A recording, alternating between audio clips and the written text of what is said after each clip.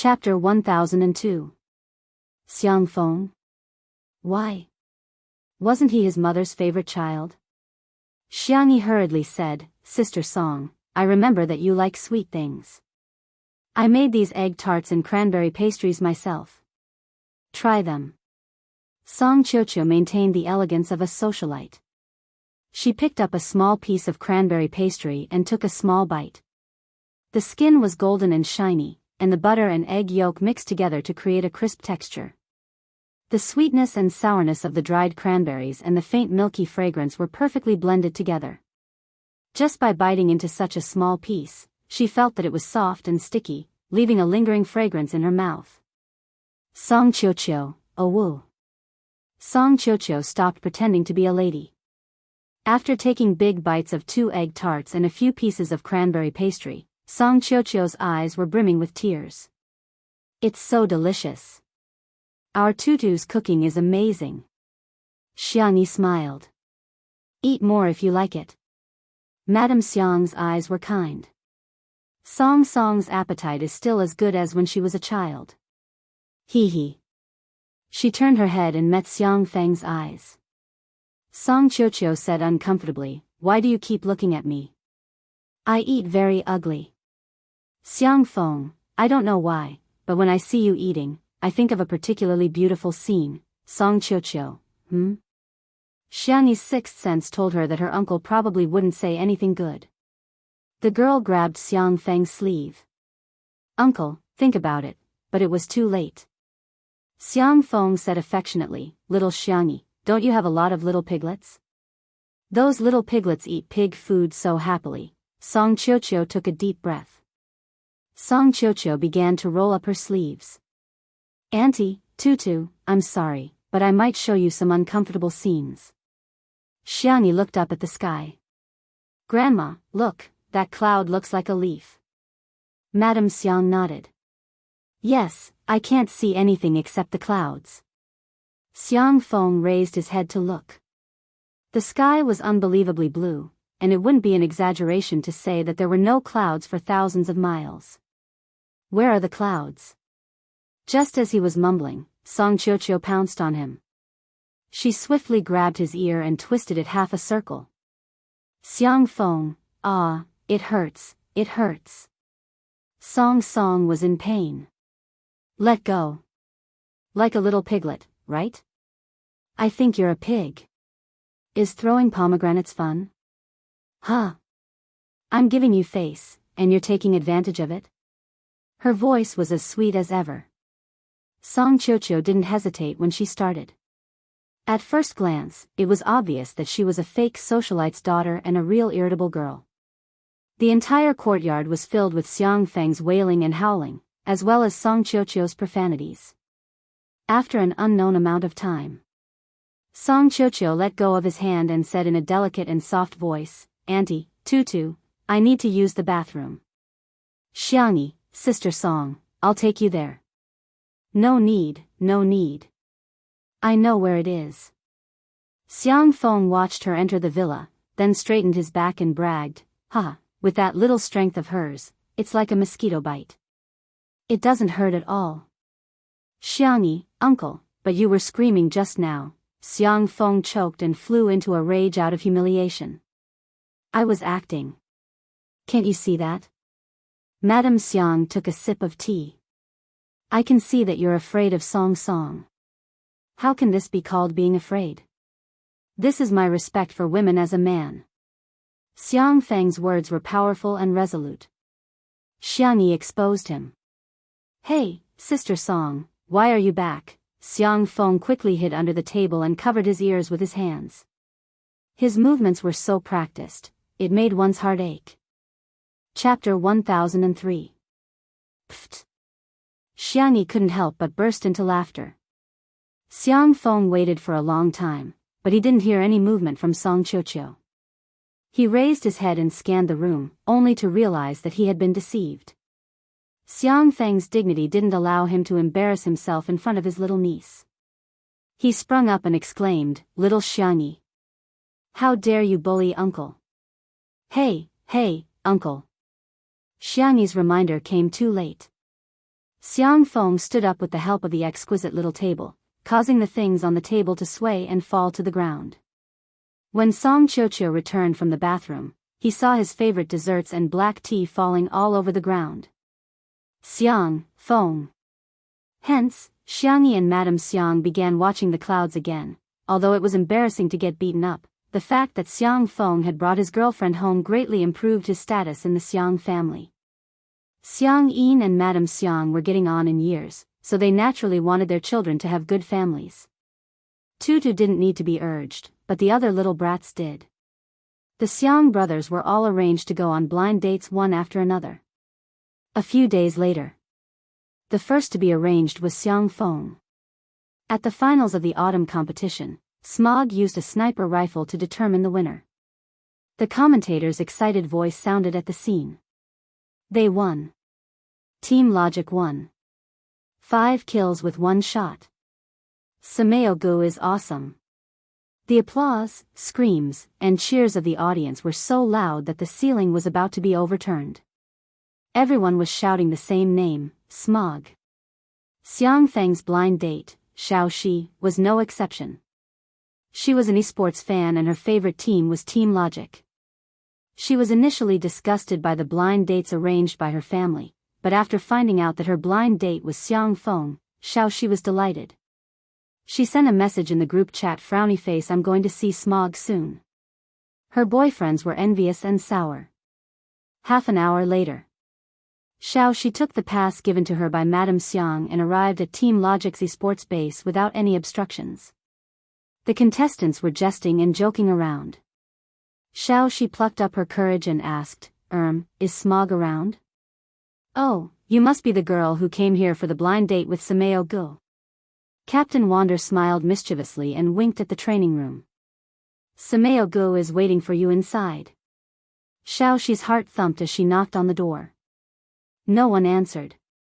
She waited for more than 10 seconds before boldly turning the doorknob.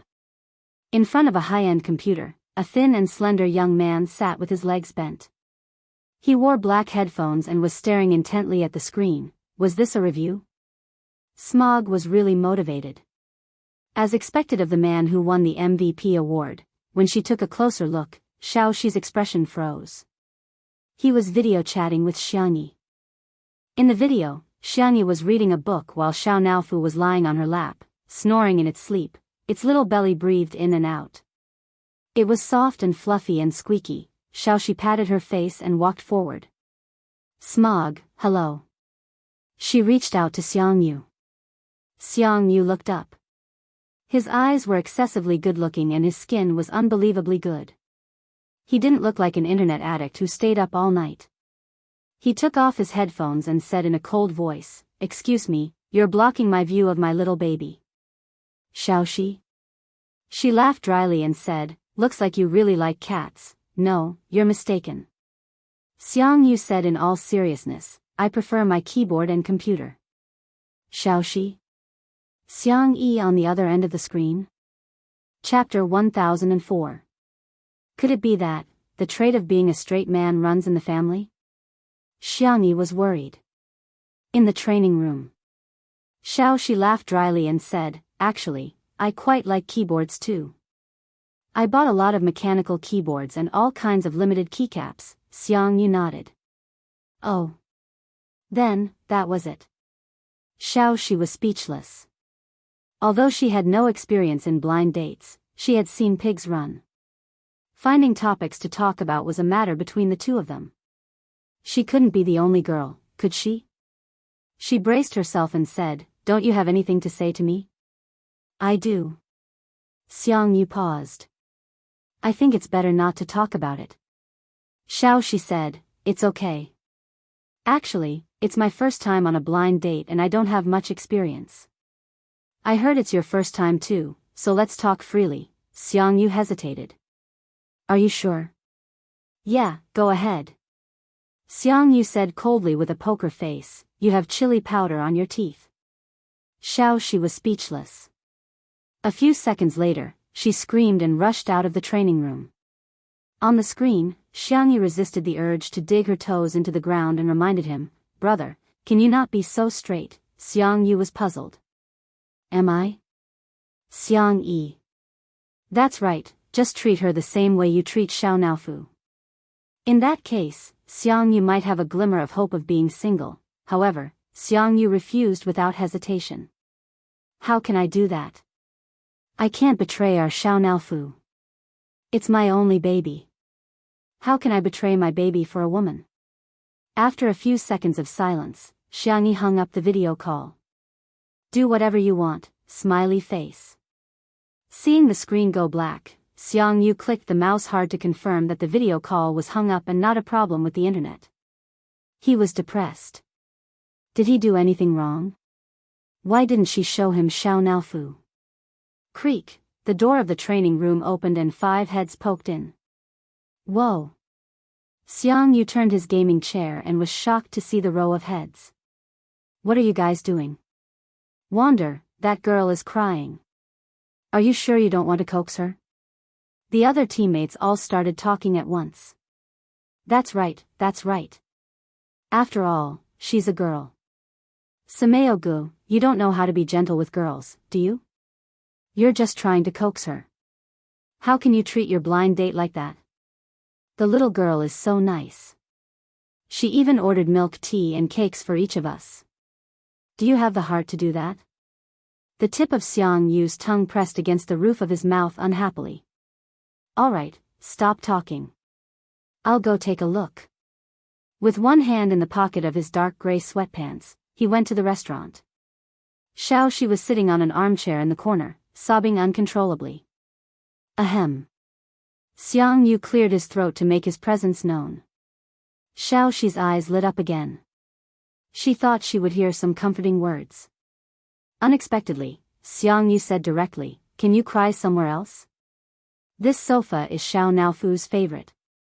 It usually sleeps on it for naps, so it's exclusive to it." Xiaoxi? Listen, is this even human language? And the pillow in your arms, it used to drink milk, oh right, and you, Xiaoxi couldn't take it anymore and said angrily, you don't like the console and keyboard at all. You obviously like Xiao Naofu. Go spend the rest of your life with your Xiao Naofu. Not only was Xiang Yu not angry, his eyes lit up. Such a good thing exists. Xiaoxi. Chapter 1005. Wander sent me a message saying that Xiaoxi was so angry that she left in tears. Xiang Yi reported the results of Huaxiang's blind date to her grandmother. Madame Xiang put on a new Buddhist bead bracelet and said calmly, next.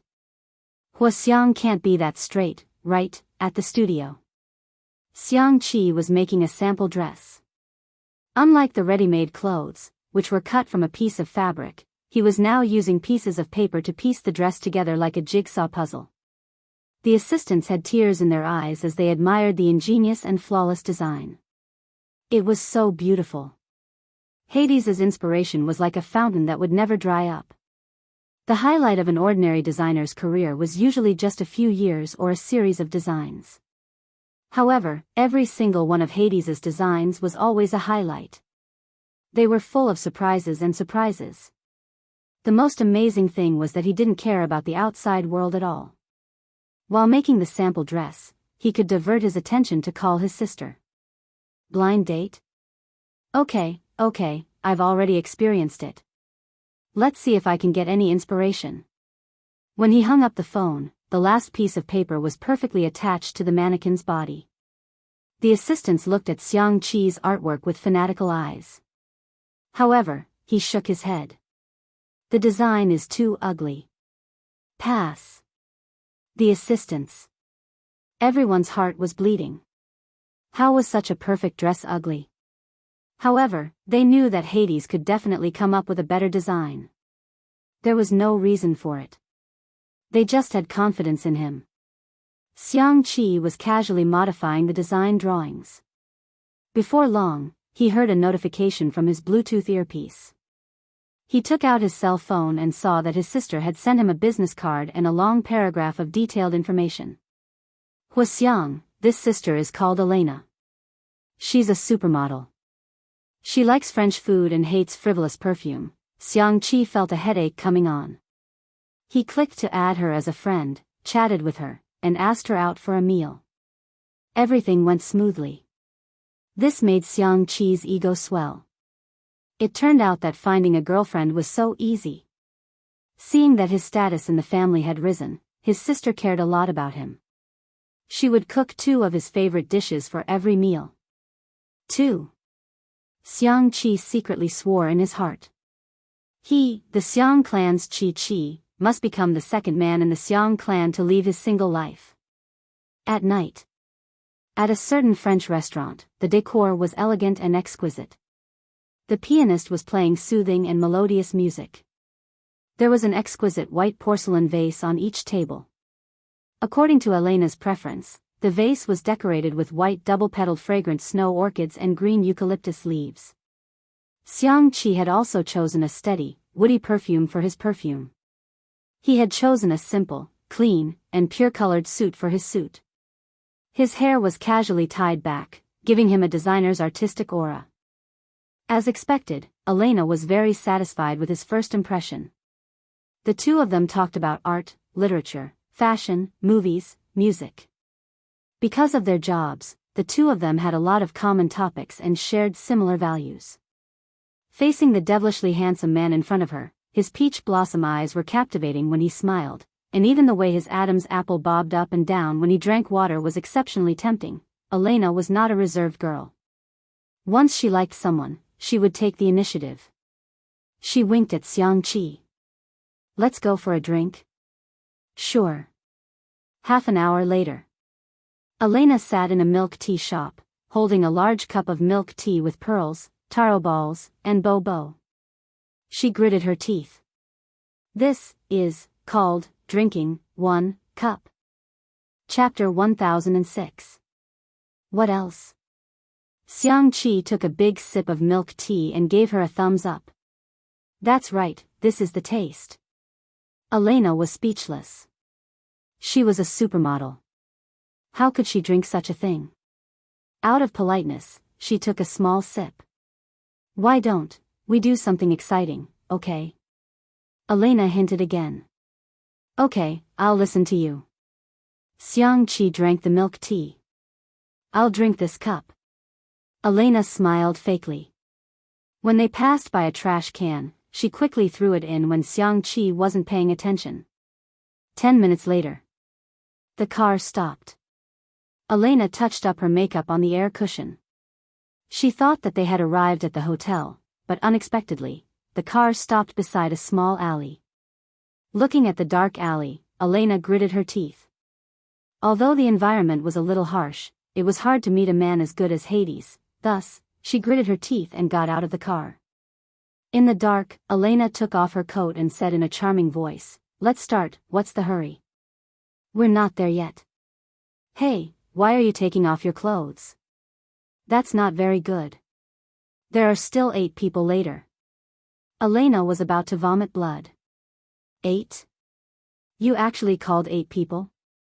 Are you a man? She was going to post.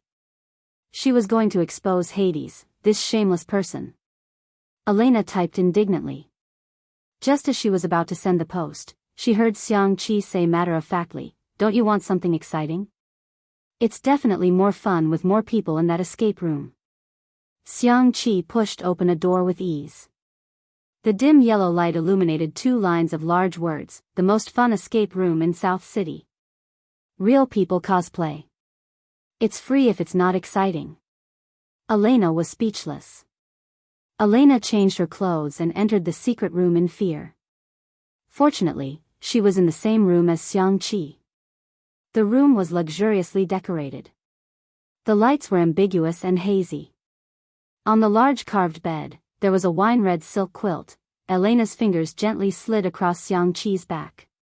Her breath smelled like orchids. "Hades, don't you think this is very suitable for kissing?" Xiangqi pushed her away righteously and scolded her bitterly. "Is this the attitude you're using when you're playing escape room? Where's your basic respect for this game? God, I didn't expect you to be like this, Elena." "Elena? F***ck, I'm not playing anymore." She was so angry that she sat on the bed and watched as Xiangqi jumped up and down to look for clues. He even climbed up the ceiling vent to study it, but he didn't even look at her. Suddenly, Xiangqi stopped. Elena thought that he was finally going to talk to her, so she secretly pulled down the straps of her dress. However, Xiangqi actually sat on the ground, picked up a small sketchbook that he always carried with him, and started to draw designs. He was even shouting. This gender-neutral detective outfit will definitely suit little sister. No, how can one be enough? I want 10 sets. Elena smiled.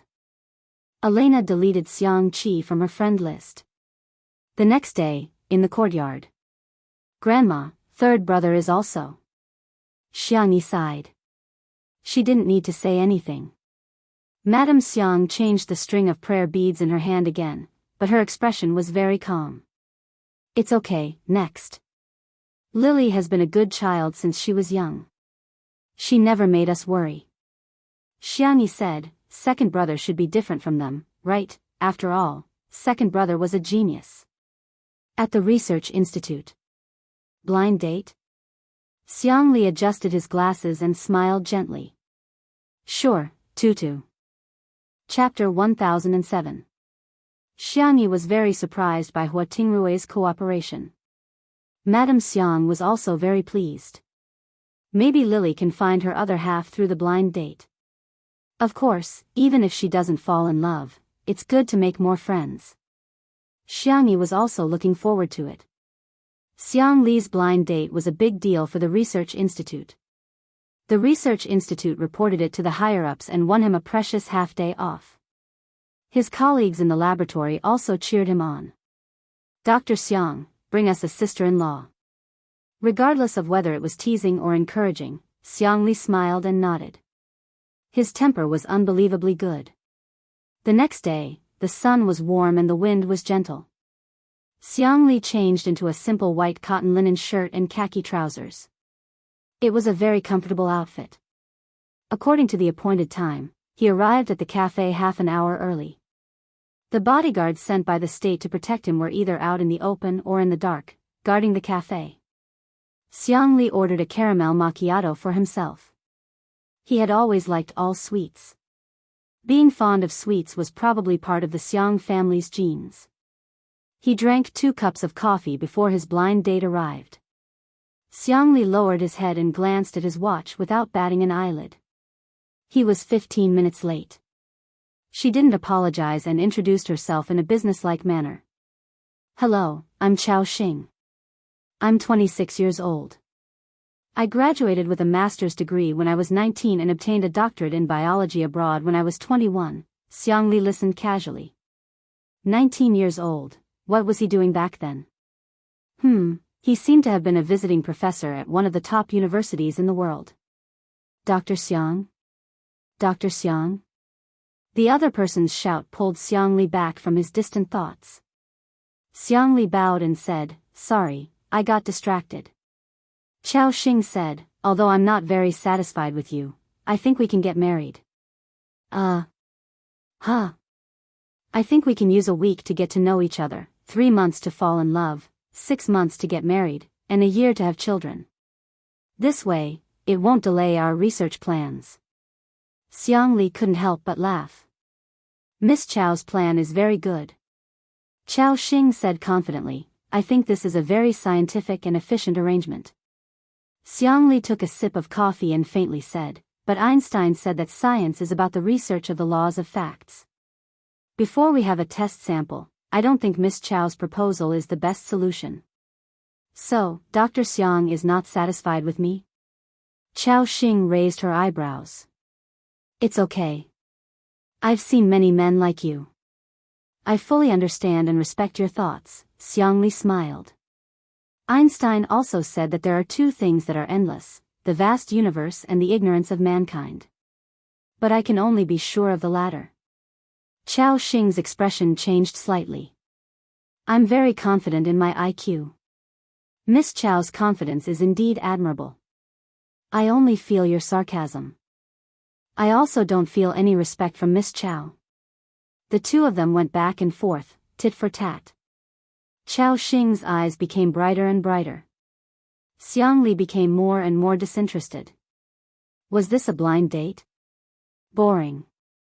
Why should humans waste the rest of their lives on other humans? Dating?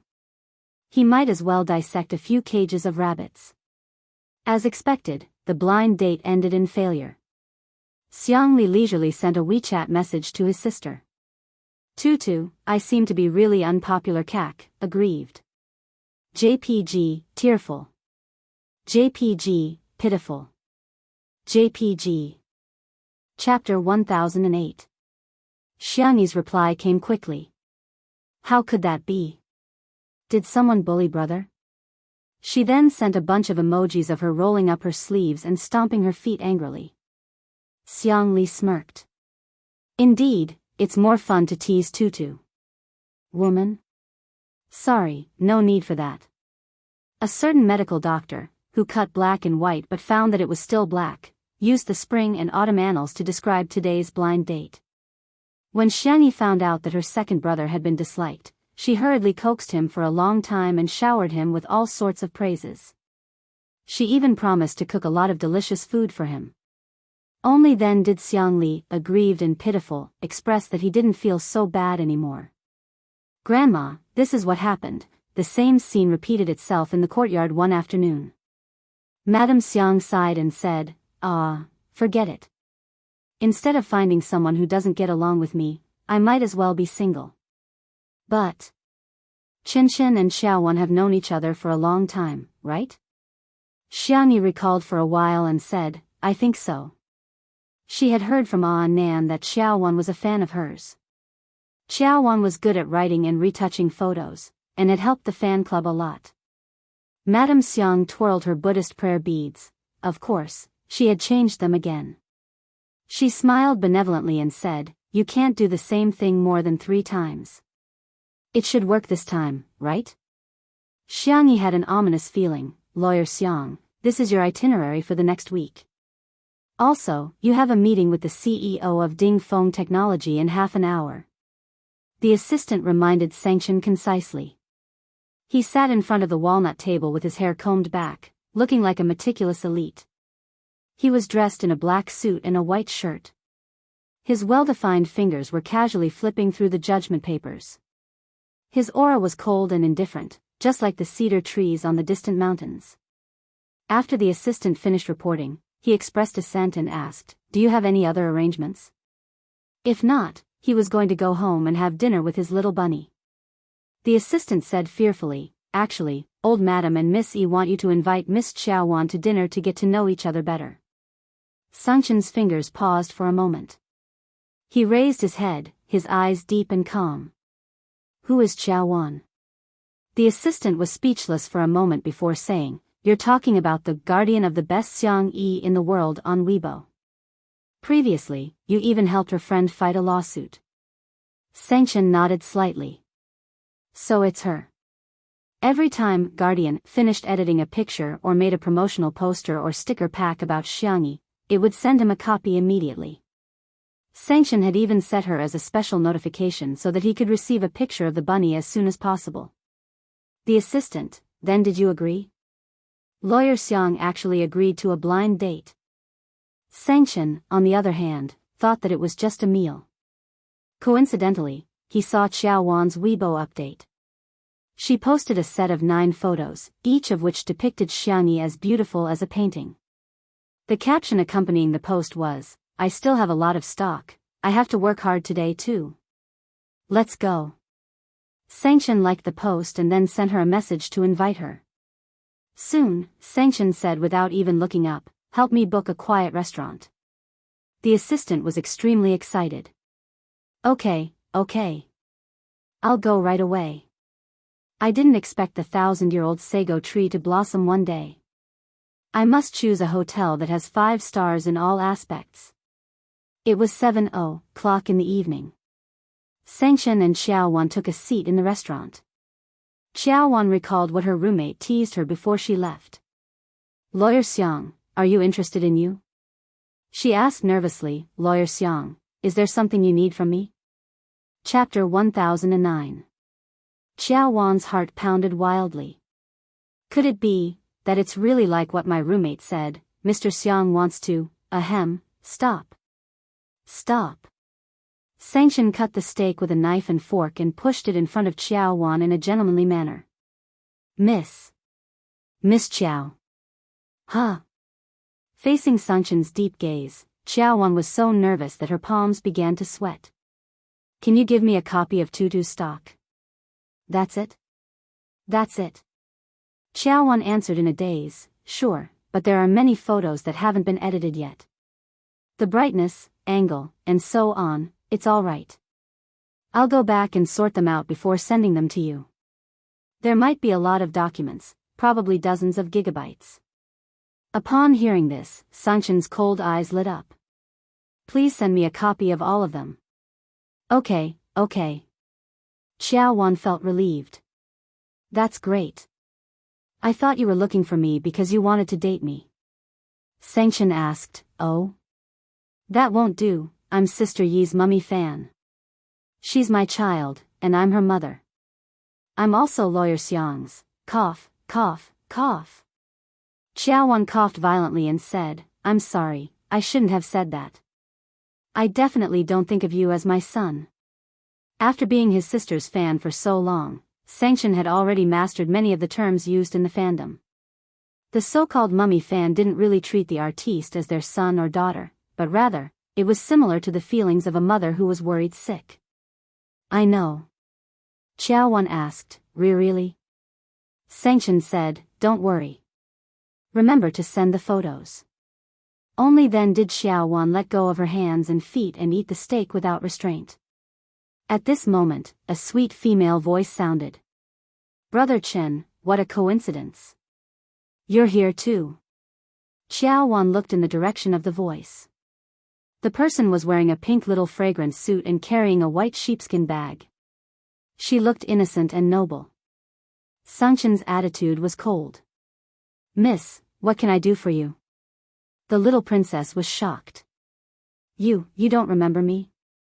Sanction replied expressionlessly, yes. I went on a blind date with you 2 days ago. The little princess stomped her feet in anger. Did you reject me because of this woman? Xiao Wan, who was innocently implicated, she was impatient and blurted out, you've misunderstood. Lawyer Xiang and I are, at most, mother and son. Sanction was confused. The little princess, ? Xiao Wan immediately corrected herself, just friends. No, it's just a netizen. The little princess didn't believe him, and her eyes turned red. The guests at the next table couldn't bear it and had the urge to comfort the little princess. However, Xiang Chen's expression didn't change in the slightest from beginning to end. Sorry, I'm not interested in women. Oh, so he's not interested in women, Xiao Wan and the little princess thought. The next second, Xiao Wan. The little princess. Perhaps because their expressions were too horrified, Sanction forced himself to control his temper and explained, it's the same for men. It has nothing to do with gender. The little princess had tears in her eyes. So, is there still a slight possibility between us? Sanction said, I don't think your wording is precise enough. It's not just a slight possibility, it's absolutely impossible. The little princess picked up her glass of water. Then you and your law firm can spend the rest of your life together. She wanted to splash Sanction, but when she met his frosty gaze, she was so frightened that she stopped herself. Splash, a glass of water was poured over her head. The little princess sobbed. I'll splash myself. Xiao Wan. Chapter 10:10. What kind of bewitching behavior is this? Only when the little princess left sobbing did Xiao Wan recover from the shock. He's indeed the demon of the Xiang family, he's really domineering. She swallowed her saliva and asked, can I continue to eat? I'm so worried that the demon will flip the entire table in a bad mood. Miss Xiao, feel free to eat. Sanction wiped the corners of his mouth with a white napkin and said, remember to send the pictures. Sanction nodded in satisfaction. That night, Sanction received a document that was compressed to dozens of gigabytes. There were photos, animated videos, and videos. The ability of a girl who chased after celebrities was not to be underestimated. She even found Xiangyi's junior high school entrance photo. The corners of Xiang Chen's mouth rose into a half-smile. Tutu is still the adorable one. Hence, another day passed. Grandma, Xiang. Xiangyi said feebly. As soon as she started, Madame Xiang had already guessed the answer. You don't have to say any more. Our children and grandchildren have their own blessings. I think they all deserve to be single. Each of them is more straightforward than the other, and each of them is more uninterested in women than the other. Grandma, maybe it's not fate yet. Maybe one day, my brothers will all be single. Xiang Yi's voice was soft and tender, and her comforting words warmed Madame Xiang's heart. Madame Xiang stroked Xiang Yi's head affectionately and said, Tutu is still the best. Hee. By the way, Wan is coming back from abroad. At the mention of Xiang Wan, Madame Xiang felt a headache coming on. Tutu will go and pick Auntie up, okay? Sure, Auntie sent me a plane ticket. She and Shi Sui happen to be taking the same flight. I'll pick them up then. Xiang Yi's grandfather and Madame Xiang had 2 sons and 1 daughter in total. Xiang Yi's father died young, and Xiang Feng was a heartless clown. Xiang Wan, on the other hand, was famous for being a strong career woman. She ran one of the top jewelry companies in the world. Her brand, Chinyu, was popular all over the world. Every season, the new products would become the hottest brands in the world. The reason why Xiang Wan was so heartbroken was because of Xiang Wan's character. To put it nicely, she was a straight girl. To put it bluntly, he was a bar spirit. He was like the reincarnation of Archimedes' lever. Every time she returned to the old mansion, there would be a bloodbath. She was an existence that even Sangchen, who was known as the Demon King, feared. 3 days later. Nanjing Airport. Xiangyi went out in casual clothes with no makeup on. She sat in the VIP lounge waiting for her aunt and boyfriend and knitted a scarf to pass the time.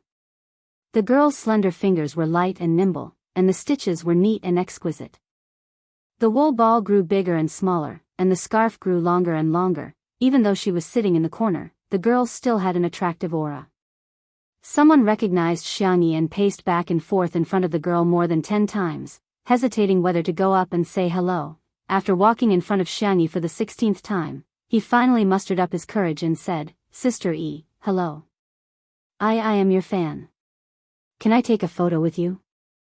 Xiangyi said in a good-natured manner, sure. He heaved a sigh of relief and said, Sister E, you're so nice. Just as she took out her phone, before she could take a photo, someone suddenly pushed her aside. It was an internet celebrity who was holding a phone stand and doing a live broadcast. Wow, my babies, look at how lucky I am. I actually met Xiangyi. Sister E, say hello to my fans in the live broadcast room. Out of courtesy, Xiangyi smiled and nodded in greeting. However, the internet celebrity did not give up. She grabbed Xiangyi's arm and said, It's fate.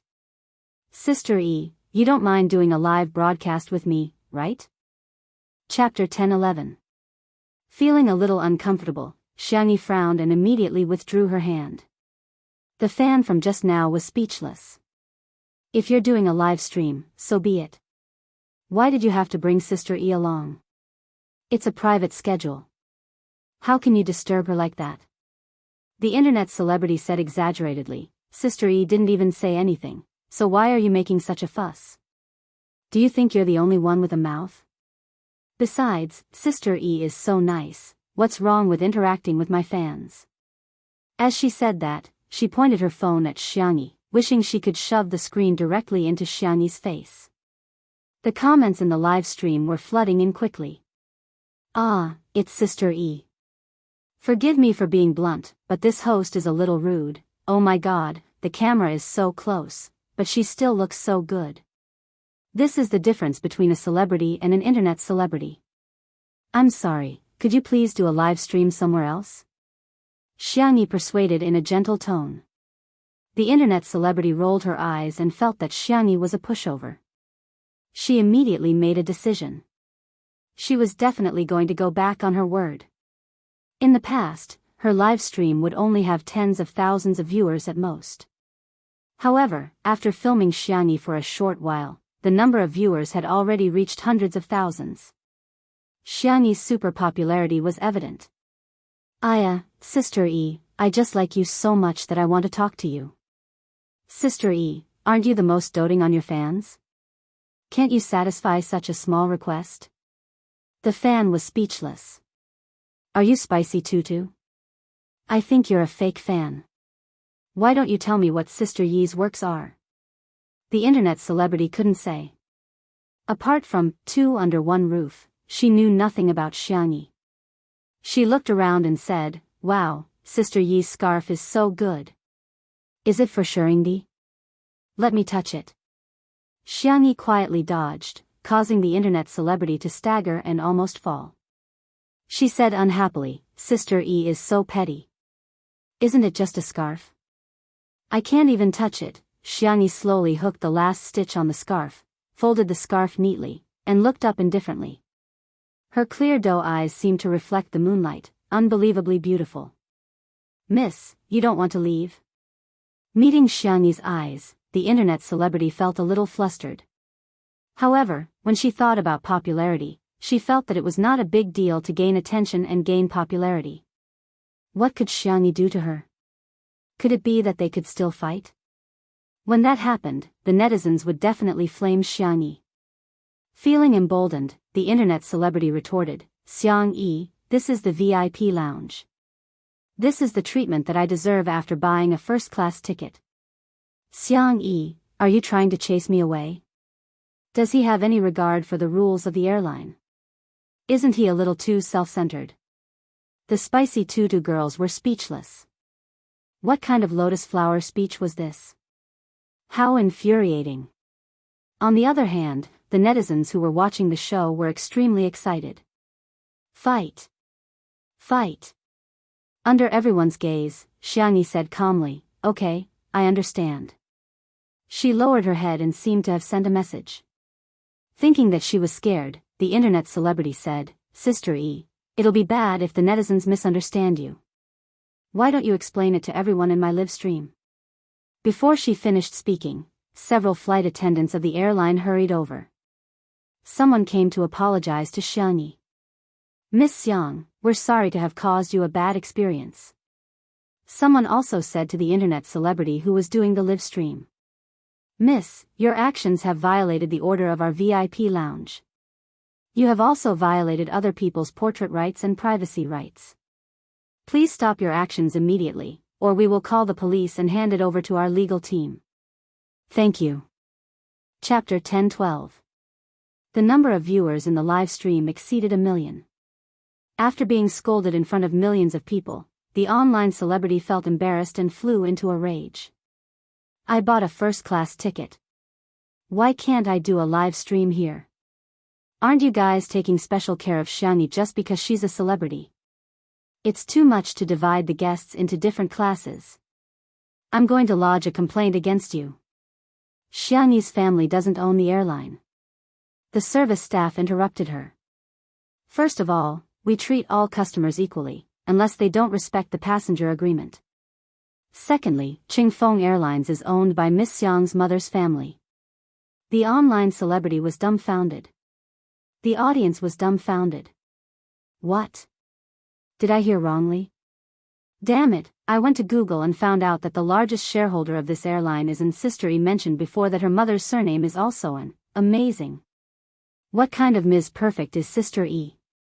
Sister E, take a good look at yourself and stop trying to ride on Sister Yi's coattails, okay? The online celebrity's expression changed again and again. She wanted to say something else to hype herself up, but the service staff had already gestured for her to leave, as if they would take her away if she didn't leave. Seeing this, she had no choice but to leave dejectedly. The world was finally quiet. The service staff bowed to Xiangyi and said, "I'm sorry, Miss Xiang, we will prepare a private lounge for you next time. Sorry to trouble you guys, it's been hard on you. Don't mention it, don't mention it." Soon, the service staff left too. The other passengers quietly looked at Xiangyi, only to find that she didn't seem to be affected. She picked up the crochet needle and started knitting a new scarf. Her movements were skillful and beautiful. At the same time, outside the lounge, the online celebrity was so infuriated that her nose was almost crooked.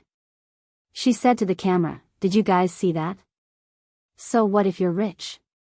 Do you think you can do whatever you want just because you're rich?" The pop-up comments in the live stream were all, yes. The online celebrity was speechless. The number of viewers in the live stream dropped sharply.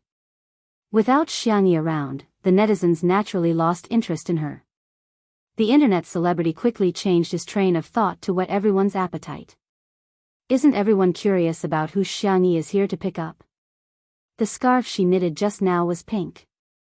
Do you think Shengdi will use a pink scarf? Out of curiosity, many of the audience stayed behind to see what she was going to say. When the internet celebrity saw that the number of viewers had stabilized, he lowered his thick false eyelashes and rolled his eyes. Who knows, maybe she's here to pick up a little fresh meat. For example, Jiang Chen, Yan Nai, Rong Huai, and so on. It's reasonable for young boys to use pink. Before he could finish speaking, a capable and venomous female voice rose behind him. "Miss, may I ask if you don't have a father or mother?" The internet celebrity turned her head abruptly, and the phone screen turned along with it. The audience saw a woman who was about 170 centimeters tall. She was wearing a camel-colored long windbreaker and a pair of black boots. She wore a pair of brown sunglasses on her palm-sized face. Her entire demeanor was elegant and outstanding. "What are you talking about? If I don't have a father or a mother, doesn't that mean I'm an orphan?" The woman took off half of her sunglasses. Her skin was delicate and fair, and her red lips were slightly curved. She spoke very quickly. "Oh, so you can understand human language? I thought you were some kind of special primate that hadn't fully developed yet." Chapter 10:13. The internet celebrity was dumbfounded. She finally came back to her senses and wanted to fight back, but under the suppression of the other party's powerful aura, she could only say weakly, How can you speak like that?" Her gaze landed on her phone. She made a small calculation and immediately complained to the audience, feeling aggrieved. "My dear babies, look, this person is so uncultured. How can she say that about me?" Unexpectedly, there was a sudden change in the style of the comments. Pretty sister's looks are killing me. What kind of domineering sister is this? I love her. Pretty sister is too domineering. Please debut on the spot." The internet celebrity had mixed feelings. Is this the legendary world where looks matter? Xiang Wan sneered. "I really envy your face. It's so well maintained. Even a fly would sprain its ankle if it walked on your face, right?" The internet celebrity was speechless. "Lady, I don't know what I've done to offend you, but you're attacking me personally. If you insult me again, I'm going to hire a lawyer to sue you." "Insult you? Are you worthy?" Xiang Wan sized her up from head to toe. "You're bullying our little tutu because she's beautiful and soft-hearted. I'd like to know which law says that an ant can't stand up for our little tutu." "Aunt, this woman is actually Xiang Yi's aunt?" The internet celebrity was horrified. She was like a naughty child who had bullied someone else's child, and the other party's parents came to support her aggressively. She was just a coward.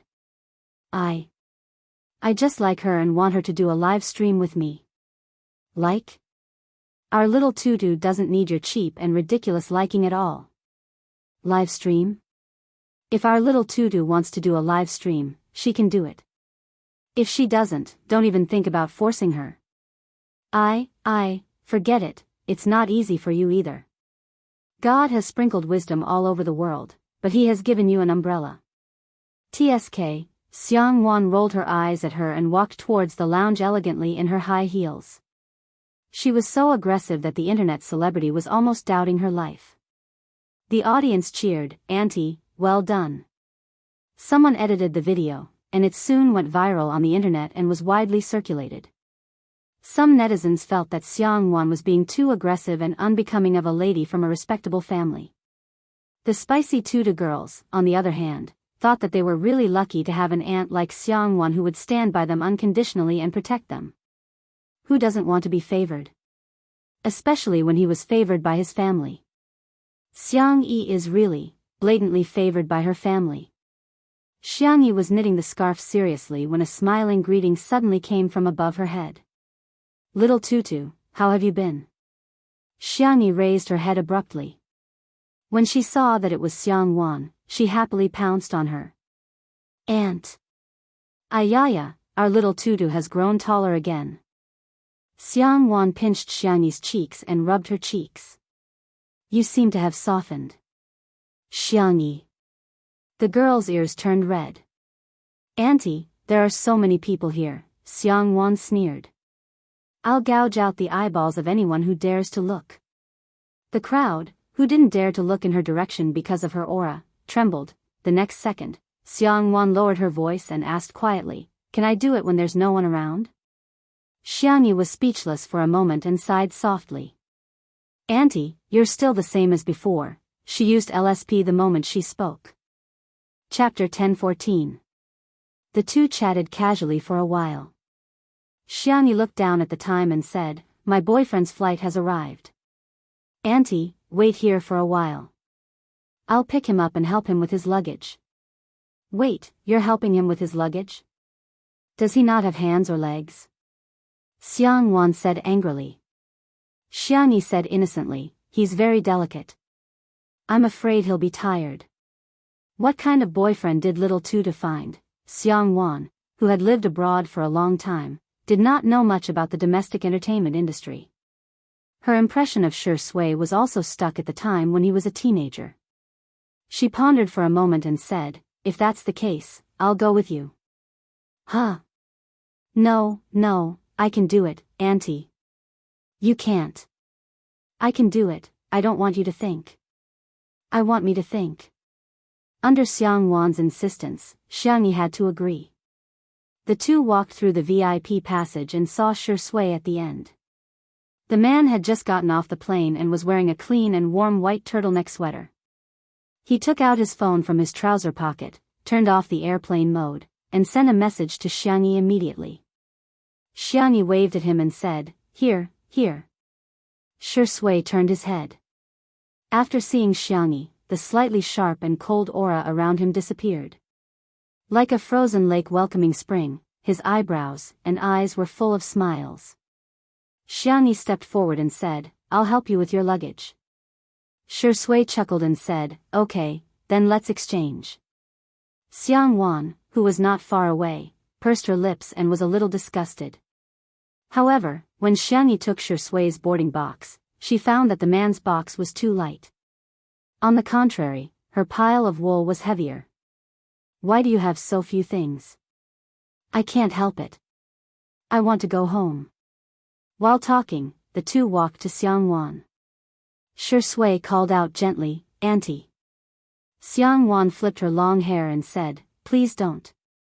You haven't married into our family, so it's not appropriate for you to call me Auntie. Call me Madam Xiang. Auntie. Xiang Yi protested softly. Shi Sui chuckled and said, Miss Xiang. It's only 10 years. Xiangwan put on a fake smile. I remember what you said at that time. I won't be tempted by any girl in this world. What does this mean? Xiangwan knew that he was just being impulsive, but she still felt unhappy. Little Tutu is so cute, there is no pig in this world that is worthy of her. Shi Sui couldn't help laughing. Tutu is different. Tutu is a little fairy. Glib tongue. Shi Sui didn't defend himself. He walked through the VIP passage to the parking lot and opened the car door for the two ladies. After getting into the car, he took the initiative to pick up Xiang Yi's crochet needle and started knitting. He was actually knitting better and faster than Xiang Yi. Xiangwan thought, I think I can do it too. She tried, but she couldn't even lift the needle, so she gave up on the spot. This is not something that can be done by humans at all. At the side, Shi Sui's fingers flew nimbly and cleverly. Xiangwan said with a sharp tongue, You're inhuman. If it were anyone else, they would probably mind and get angry, but Shui said gently, "This is just a small trick." "It's just a small trick." "Ms. Xiang, you're the one who's at the peak of jewelry design." "I like your designs the most," Xiang Wan interrupted him. "I know, you're going to talk about the Drunken Red Makeup series, right? That was Xiang Wan's famous work, and it was also the most well-known set of jewelry designs." Shui said gently, "I like the Drunken Red Makeup series too, but I still like your Such a Country the most." Xiang Wan coughed softly. Is that so?" Chapter 10:15. For a long time, people with ulterior motives approached Xiang Wan and mentioned that the Drunken Red Makeup series. In fact, Xiang Wan was quite disgusted. But what Shui mentioned was a set of unpopular designs that had not been officially sold. There were only drawings and a set of finished products, which were now collected in a foreign art museum. Xiang Wan herself liked that series of works very much, and even had a good impression of Shui.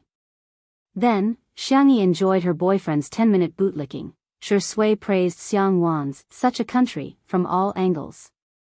His words were gorgeous, his professional knowledge was profound, and his art appreciation was superb. Xiangyi was simply amazed. Originally, she was worried that her aunt would not like Shui and would mercilessly ridicule her like how she treated her little uncle. Unexpectedly, 10 minutes later, Xiang Wan looked at Shui with a much gentler gaze and said with satisfaction, "You're a good child." "Xiangyi? I'm very relieved to leave Tutu in your hands." "Xiangyi? When are you going to get married? I have to design wedding rings for you." "Xiangyi?" Shui smiled slightly. Progress bar on aunt, from 0% to 100%, it was that simple.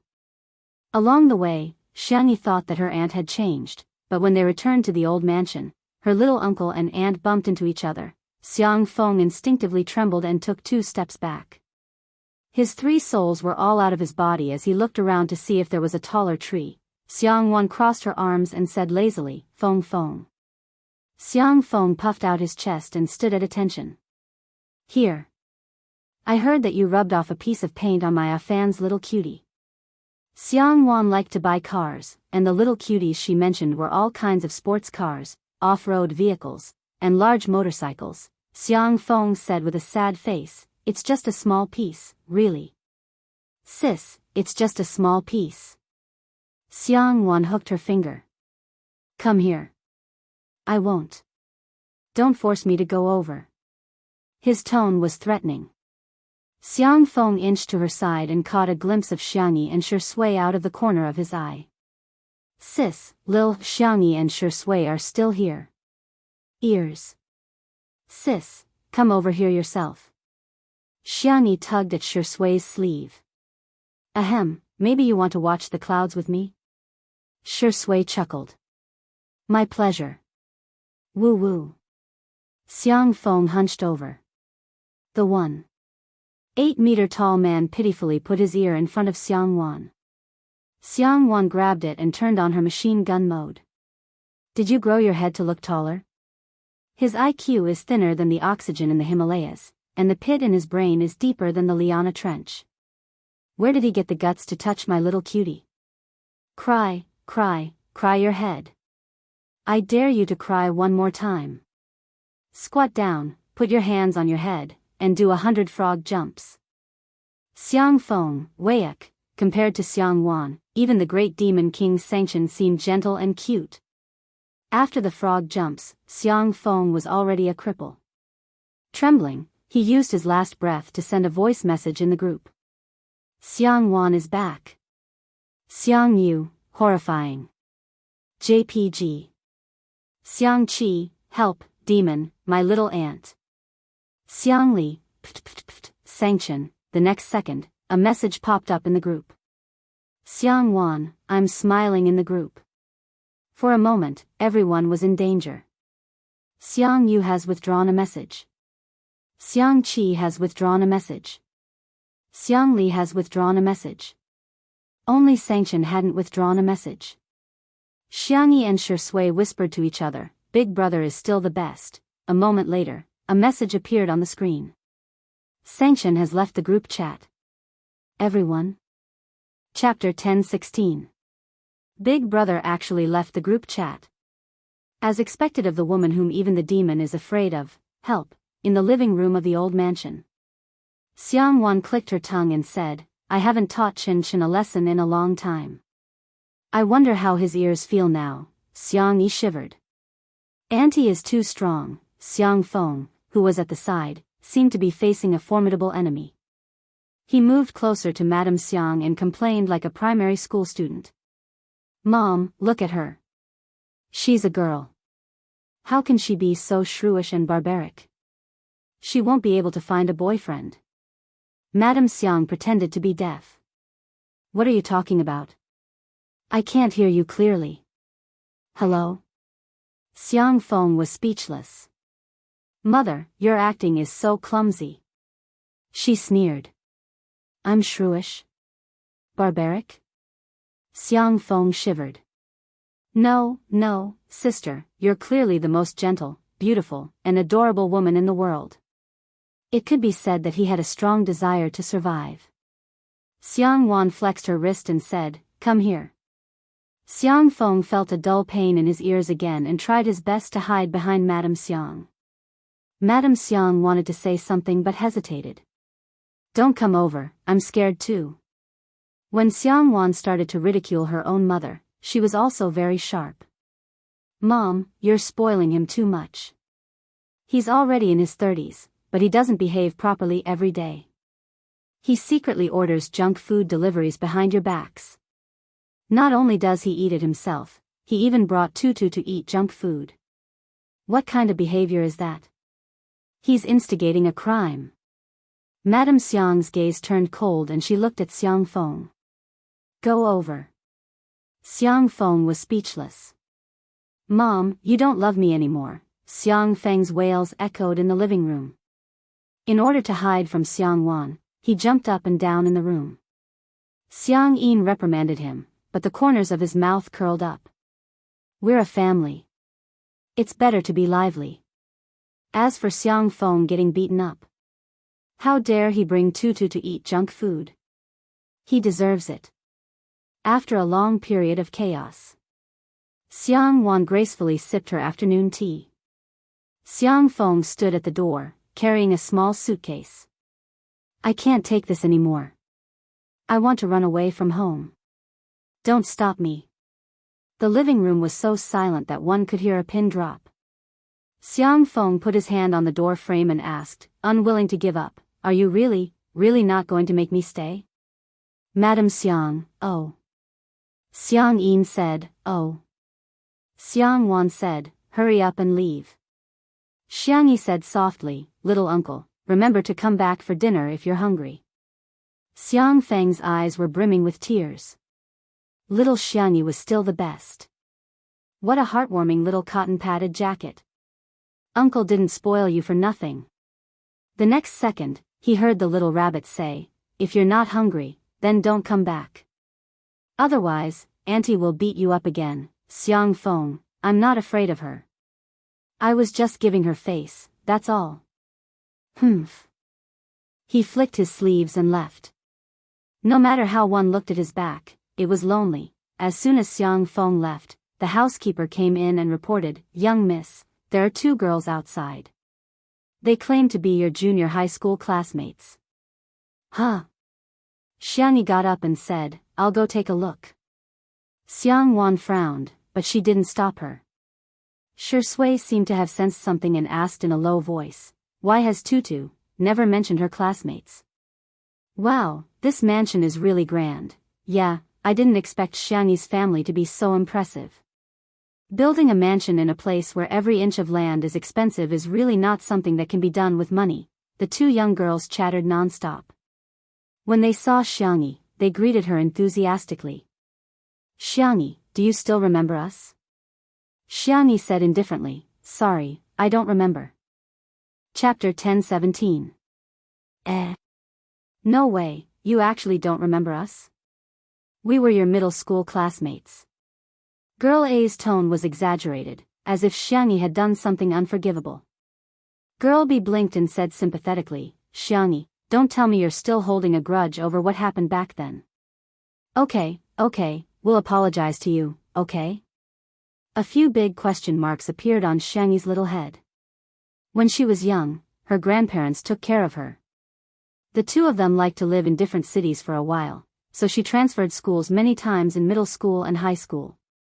In addition, she kept skipping grades, so she didn't remember many of her classmates. At that time, all her time was filled to the brim. In addition to studying, she also had to study medicine and sanxian.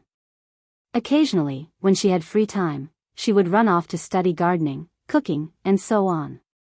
Now that two girls suddenly appeared and said they were her classmates, Xiangyi really didn't have any recollection of them.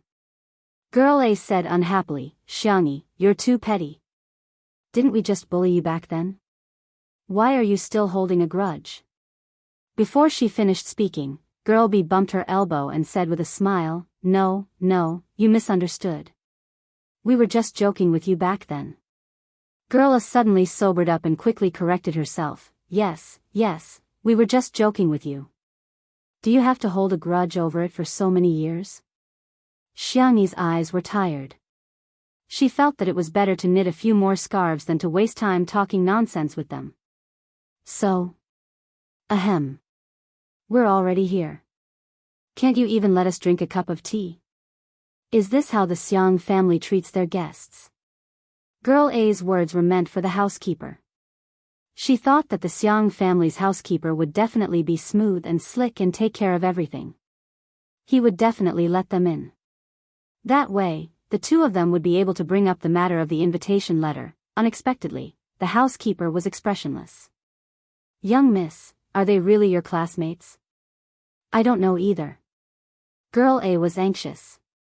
How could we lie about something like this? Girl B was more shrewd. She took out a school badge from her bag. "This is Xingyin Junior High School's badge. I've been keeping it." Xiangyi tried to recall. "I think I studied in that school for about a month." That's right. We're your classmates from the class next door." The butler was speechless. How could they be considered classmates? But then again, Little Miss was always bullied by her classmates in the past. Sigh, he really felt bitterly disappointed for Little Mississippi. "If that's the case, then come in and have some afternoon tea," Xiangyi said lazily as she asked the housekeeper to bring her half-knitted scarf. In the courtyard, a young girl yawned. She was lazy and sleepy, but the speed at which she knitted the scarf was very fast. Her white and slender hands fluttered in the wind, and it was pleasing to the eye. The butler served the three of them English tea and French desserts, bowed, and left. Girl A took a sip of tea and praised, "Xiangyi, your tea is so good. Wow, this dessert is so beautiful. Can I take a picture?" "Feel free." She took out her phone and kept taking selfies. She muttered that she would upload them to her WeChat moments later. Girl B secretly cursed her for being an idiot. She smiled at Xiangyi. "Xiangyi, I heard that your aunt returned to the country. According to tradition, she's going to hold a party. I want to ask, do you have any more invitations for us?" "Of course, it's fine if you don't. We don't want to cause trouble for you." Chapter 10:18. Xiangyi yawned, her doe eyes glistening with tears. No. Girl B's words were beautiful, but her eyes betrayed her. Her fingers unconsciously clenched the hem of her skirt. Girl A couldn't be bothered to take photos anymore. "It's just 2 invitations. Xiangyi, can't you just tell your aunt? We're classmates after all. Aren't you going to give us some face? Or are you saying you can't even get an invitation?" Xiangyi said, "Well, I can't. I'm useless. I can't get one." "No way, how can you be so mean to yourself?" Girl A was impatient and wanted to say more, but Girl B kicked her calf under the table. She immediately shut up. "Xiangyi, do you still remember the Lover's Lake and the cherry blossoms at Xingyin High? A lot of people go there now." Girl B changed the topic as if nothing had happened. Girl A suddenly realized. So they're trying to play the emotional card.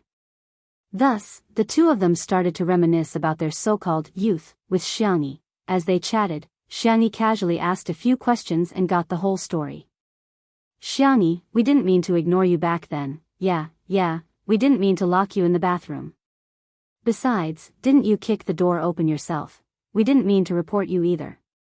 You received too many love letters and gifts, so you were targeted by the dean. Xiangyi fell into deep thought. Back then, was she bullied in school? In the living room. That's pretty much it. Tutu used to be bullied in school. Fortunately, she was slow and never thought that others were bullying her. Xiangwan blamed herself when she talked about the past. Xiangyi changed schools many times, but she never had any lingering feelings. At first, the Xiang family didn't think much of it, but later on, they found it strange. It seemed like she never had any friends. It wasn't until one time when Xiangwan secretly went to the school to see Bunny that she realized what Xiangyi had gone through. On the surface, Xiangyi was a popular figure in the school and was very popular. In fact, all kinds of cold violence, soft violence, and verbal violence emerged one after another. Xiangyi was very polite to everyone, but because she was too busy to socialize, she kept a distance from her classmates. In the eyes of her peers, Xiangyi was arrogant, cold-blooded, and condescending. Therefore, some people were like rats in the dark, secretly doing things that could not be exposed. Thinking about it now, Xiangwan still felt angry. Although she had already taught those scumbags a lesson behind Xiangyi's back, Lin Mengya knew that Lin Mengya was not a good person. Shi Sui pushed his glasses up with his fingers, the lenses reflecting coldness. He slowly stood up and walked towards the courtyard. Xiangwan thought about it and walked out with him. The two of them stood on the steps and heard the conversation of the three girls in the courtyard. Xiangyi, we were just joking back then. Now that I think about it, isn't it funny? Please don't take it to heart. Forgive us, okay? Hearing this, Xiangwan couldn't take it anymore. She rushed forward in her slippers, and her flats gave off a swift and decisive aura. She quickly grabbed the hair of the two girls and said, "What are you doing? Joking? You guys look like a joke to me. Forgive? Why should I forgive you? Who do you think you are? Your existence is probably to prove the validity of the biological diversity theory. Our tutu has my protection, understand?" Chapter 10:19. The two girls were so frightened that their faces turned pale and they shrieked.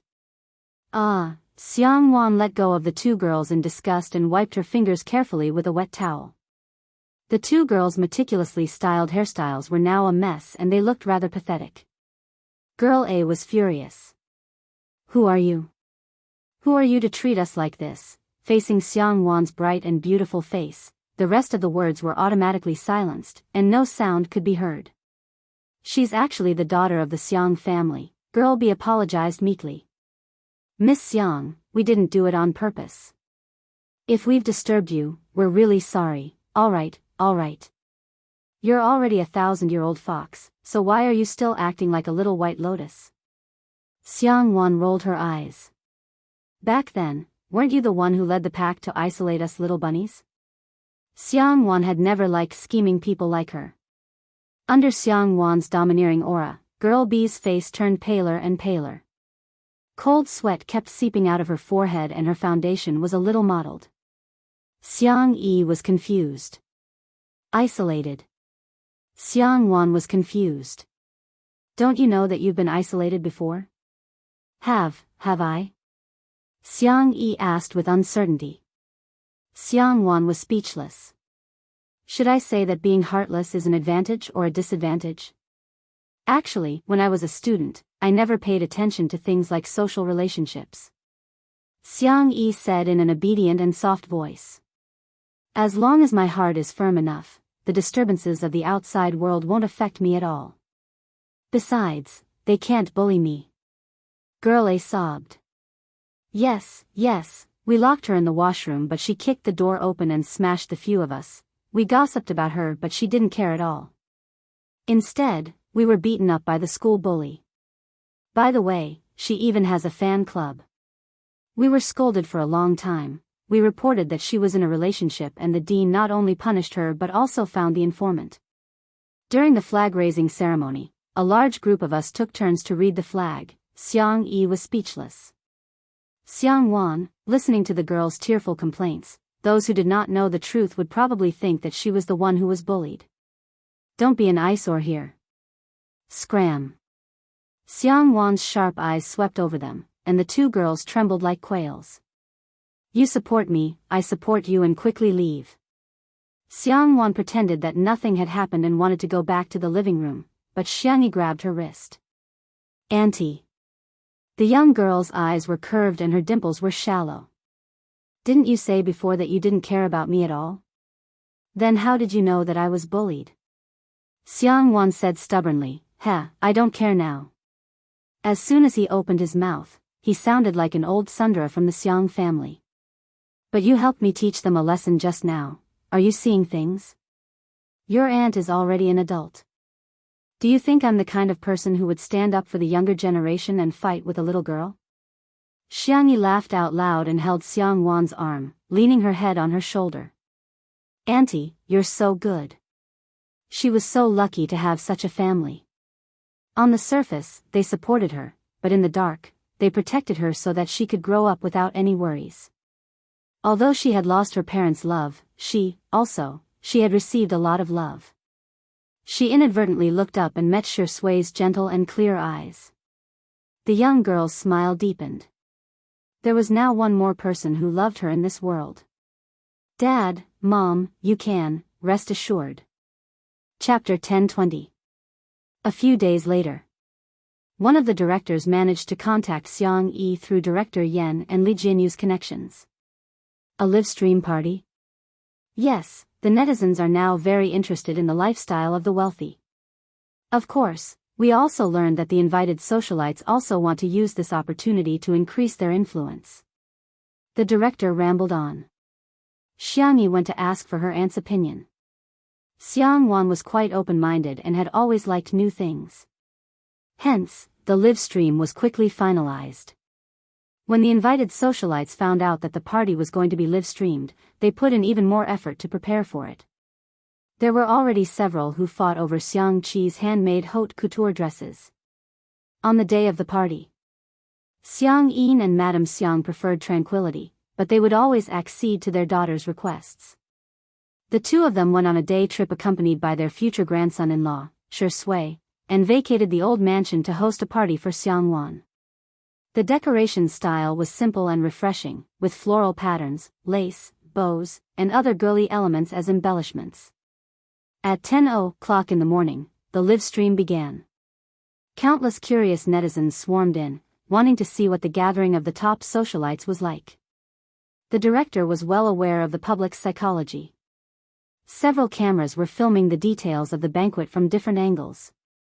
The comments section was full of exclamations from the netizens. Damn, they're actually using real flowers. I've seen this flower in a florist before. It's a cream-colored lily of the valley imported from France. Each flower costs 2 digits, but the Xiang family is actually using them as decorations. Isn't this dessert from the Nanxing Hotel, which is a must-have for internet celebrities? Even an afternoon tea is so expensive. I really want to transmigrate into the body of a rich and beautiful woman to eat dessert on the spot. QAQ, venue design professionals are crying in a storm. What kind of godly design is this? Judging from the style, it should be the work of a big shot. When can I have such creativity and beauty? While the netizens were lamenting, guests began to arrive one after another. Beautiful women, dressed in gorgeous clothes, gradually became mesmerizing. The netizens began a second round of exclamations. This gauze dress is so ethereal. Damn, isn't this Brand D's spring fashion show next year? Someone actually bought it now? Sure enough, a gathering of top socialites is even more impressive than a celebrity walking the red carpet. Even A-list celebrities have to beg to get their hands on a high-end set, but the entire venue is filled with, of course, most netizens only had one thought: sob, sob, sob. Sister E, baby, where are you? Only God knew how difficult it was to catch a glimpse of Xiang Yi. It was only then that everyone realized how blissful it was to watch Xiao Po's live stream. After waiting for a long time, there was still no sign of Xiangyi. However, the netizens were waiting for Xiang Wan to appear. She said a few simple words and raised her glass. Everyone at the scene raised their champagne glasses. It wasn't an exaggeration to say that the moment Xiang Wan appeared, many daughters of the world's top companies and princesses of small countries were compared to her. She was simply like a maid next to a young lady in a movie or TV series. That was the aura of a real socialite. Others could at most imitate her clothes, but they could not imitate the noble charm in her bones. Amidst the endless calls, the camera turned and caught sight of Xiangyi's figure. The girl was wearing a blue and white checkered skirt, a ginger fisherman's hat, and a strawberry knitted bag. She looked simple and casual, as if she had come for a picnic. Like the moon surrounded by stars, she was surrounded by several tall and handsome figures. Xiang Yu, Xiang Qi, Xiang Li, Sangchen. It was rare that the brothers of the Xiang family were all there. The live stream instantly exploded. Chapter 1021. Which fairy tale book wasn't closed properly? That's why our little princess walked out. Xiang Yi is really God's favorite child. She's beautiful and her 4 brothers are as good-looking as top idols. I'll show you guys how to grow lemons. Sister E, I'm your sister-in-law. Second sister-in-law is here to report for duty. Third sister-in-law must have a name. I'm fourth sister-in-law. Did I say anything? All of a sudden, sister-in-law's fans appeared and the live stream was comparable to a large-scale reunion party. They were allowed to bring a male partner to the party today, but Shi Sui had posted on Weibo in the morning that he was going out with Xiang Yi's grandfather, Madame Xiang. So here came the question. Someone raised the question of soul interrogation. Who will Xiang Yi dance with during the opening dance later? All of a sudden, the live stream turned from a reunion party to a place for bets. I'm betting on Big Brother. The little princess vs the big demon, what a match. I'm betting everything on second brother. White versus black will win. I'm betting everything on Big Uncle Xiang. Due to the fact that there were too many words such as betting and going bankrupt, the internet police even came to the live stream and almost caught the gamblers online, on a small island. The sightseeing bus was cruising slowly under the shade of the trees. There were banana trees and coconut trees everywhere along the road, making the scenery extremely beautiful. Madame Xiang was watching the live stream on her smartphone with a big screen. She said smilingly, I wonder who Tutu will choose. Xiang Yin humphed and said, it's the same no matter who she chooses. Boring. Madame Xiang said in disdain. She looked at Shi Sui and said, Sui, it's been hard on you to accompany us on this trip. Shi Sui was wearing a clean white cotton linen shirt and looked like a fledgling college student. He said with a faint smile, Grandma, it's my duty to accompany you guys. Aren't you curious who Xiang Yi will dance with? I bet, Shi Sui whispered a name. Xiang Yin pricked up his ears but didn't hear it clearly. He asked anxiously, who is it? Madame Xiang said in displeasure, don't you think everyone is the same? Shi Sui said at the right time, Grandpa, Grandma, why don't we make a bet? The loser will treat the winner to coconut. Xiang Yin didn't care about coconut, but when he heard about the bet, he immediately got excited. I'll bet on boss. With Sangchen's the demon, the others will cower. Old Mrs. Xiang said, I'll bet on second brother then. Xiang S is Xiang Yi's, S name Xiang, T have Xiang Yi Xiang Yi, S name Xiang T name Xiang, at the party. Xiang Yi Xiang, TS, S Xiang to Xiang as well. To dance should be the Xiang. Although each invited socialite had brought a male partner, the opening dance was free to form a team, which added to the uncertainty. It made people look forward to it, but also made them feel uneasy. Hence, it became even more exciting. Xiang Wan was in charge of the opening dance, and as in previous years, she danced with Xiang Feng. Xiang Feng grimaced in pain, but he didn't dare to make a sound. He could only whisper aggrievedly, sis, so many years have passed, but your dancing skills are still as good as ever, huh? Xiang Yi gave him a meaningful look. Xiang Feng shuddered and said, you're still the same. You're getting better and better. Be good, I won't pull your ear today. Xiang Feng was extremely touched. Sister, you're an angel. Chapter 1022. The camera captured this scene and broadcasted it live. The netizens couldn't help laughing. Xiang Corporation's Feng Feng, do you still remember that you're a domineering CEO? You even had your ears pinched by your sister. Shame on you. On the other side, the four brothers of the Xiang family were fighting over Bunny to dance. I'll go first. Why should you go first? I should be the one going first. Xiang Yu and Xiang Qi were fighting like rookies. Their fighting prowess was obvious, and the netizens assumed that they had already withdrawn from the competition. The real highlight was the game between the second brother, Xiang Li, and the eldest brother, Sangchen. Xiang Li adjusted his glasses and said calmly, Big brother, you're old and your legs aren't good. I'm afraid you'll step on Tutu. Xiangyi's eyes were filled with fear. Second brother, do you want to die? The netizens also praised Xiang Li. Dr. Xiang, you're brave. Sangchen sneered.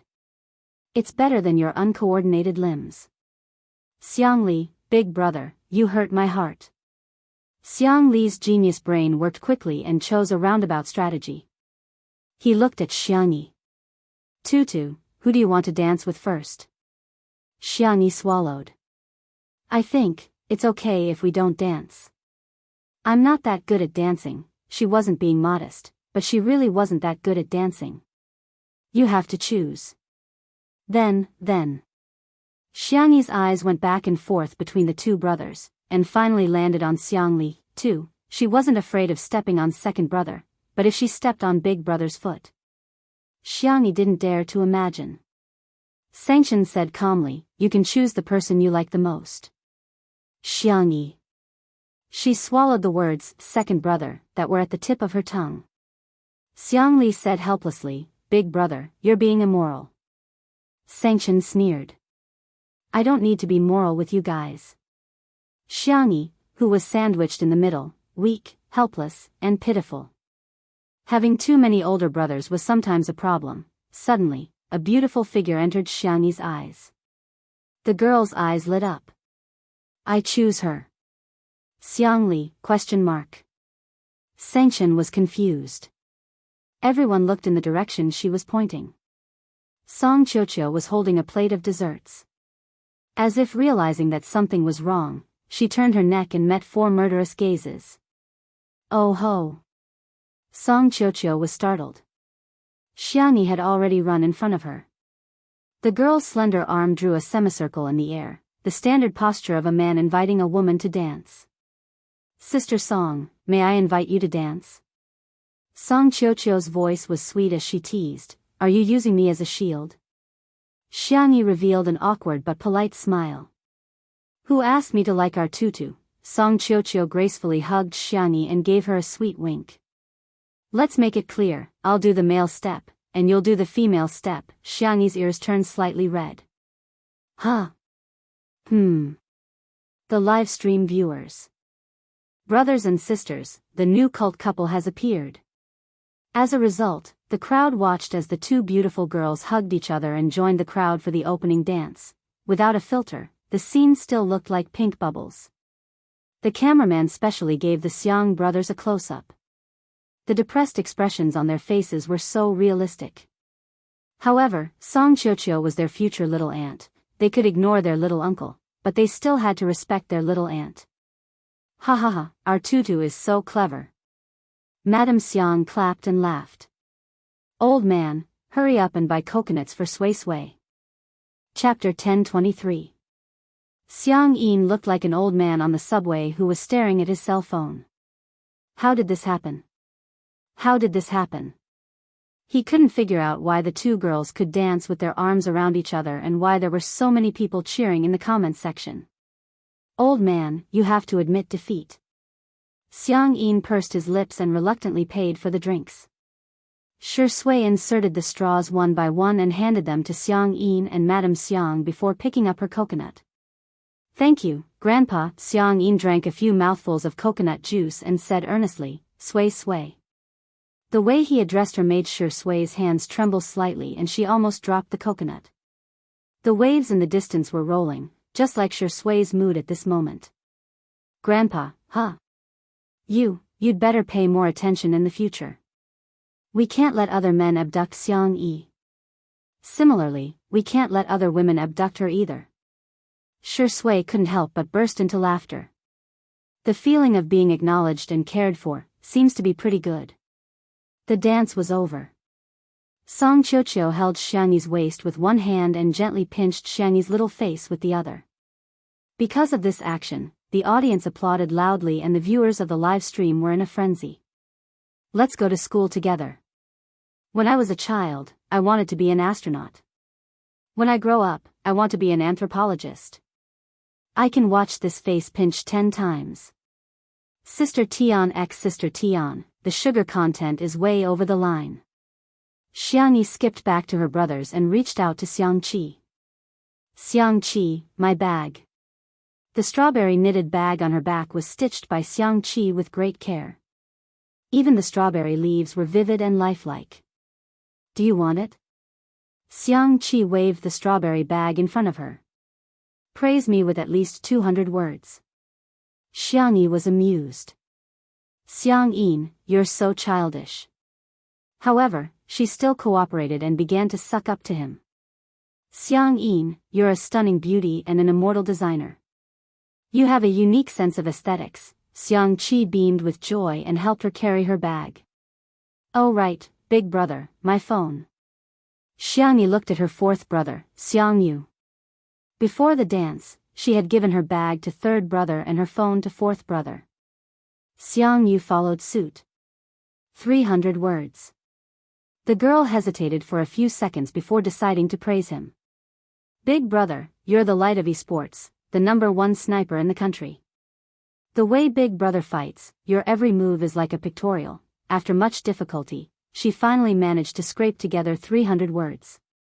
Exhausted, the young lady finally took back her phone. She felt her mouth go dry, and suddenly there was a glass of lemon soda in front of her. Second brother is so gentle and considerate. Xiangyi raised her hand to take it, but Xiangli raised his cup and smiled like a spring breeze. It's my turn. Xiangyi, this, Xiangli lowered his eyelids. Is it because I'm not worthy? You don't deserve my sister's praise. Of course not. Then 500 words.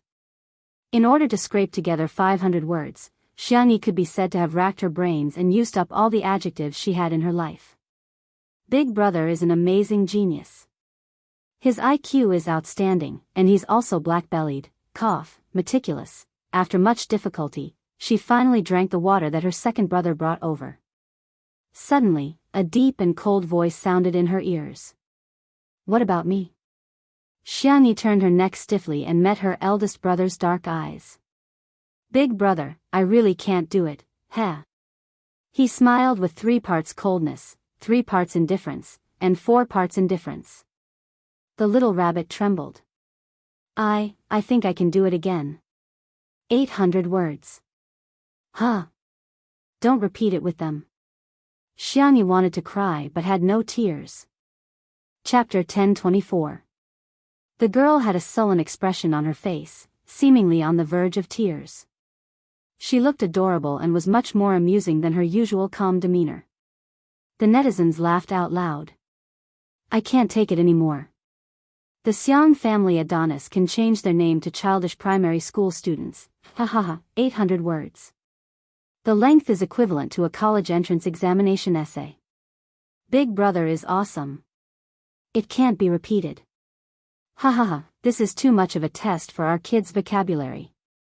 Who can praise her like this? Xiangyi struggled for more than 10 seconds before an idea struck her and she began to praise him in English. The netizens were dumbfounded.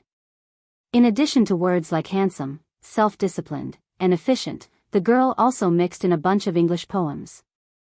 The netizens were dumbfounded. Ha ha ha, she's so witty. Phew. After finally getting enough words, Xiangyi heaved a long sigh of relief and carefully asked, Big brother, are you satisfied? If not, I'll think about it again. The corners of Xiang Chen's mouth twitched slightly before returning to a cold and indifferent smile. Barely. Xiang Yi felt as if a heavy burden had been lifted from her shoulders. Her aunt's teasing voice rang in her ears. Little Tutu, what about me? Xiang Yi was speechless. Xiang Feng also joined in the fun. Me too, me too. The little girl's expression could be described as hopeless. The netizens were also laughing uncontrollably. Auntie should have at least 1,000 words, right? I'm dying of laughter. The way the Xiang family interacts with each other is so funny. Xiao Beanbag, doesn't her uncle deserve at least 100 words of praise? The person in front, 50 words at most, no more, ha ha ha, Xiang Feng is at the bottom of the food chain. Auntie. Xiangyi put her hands together and said coquettishly, Dear Auntie, please spare me.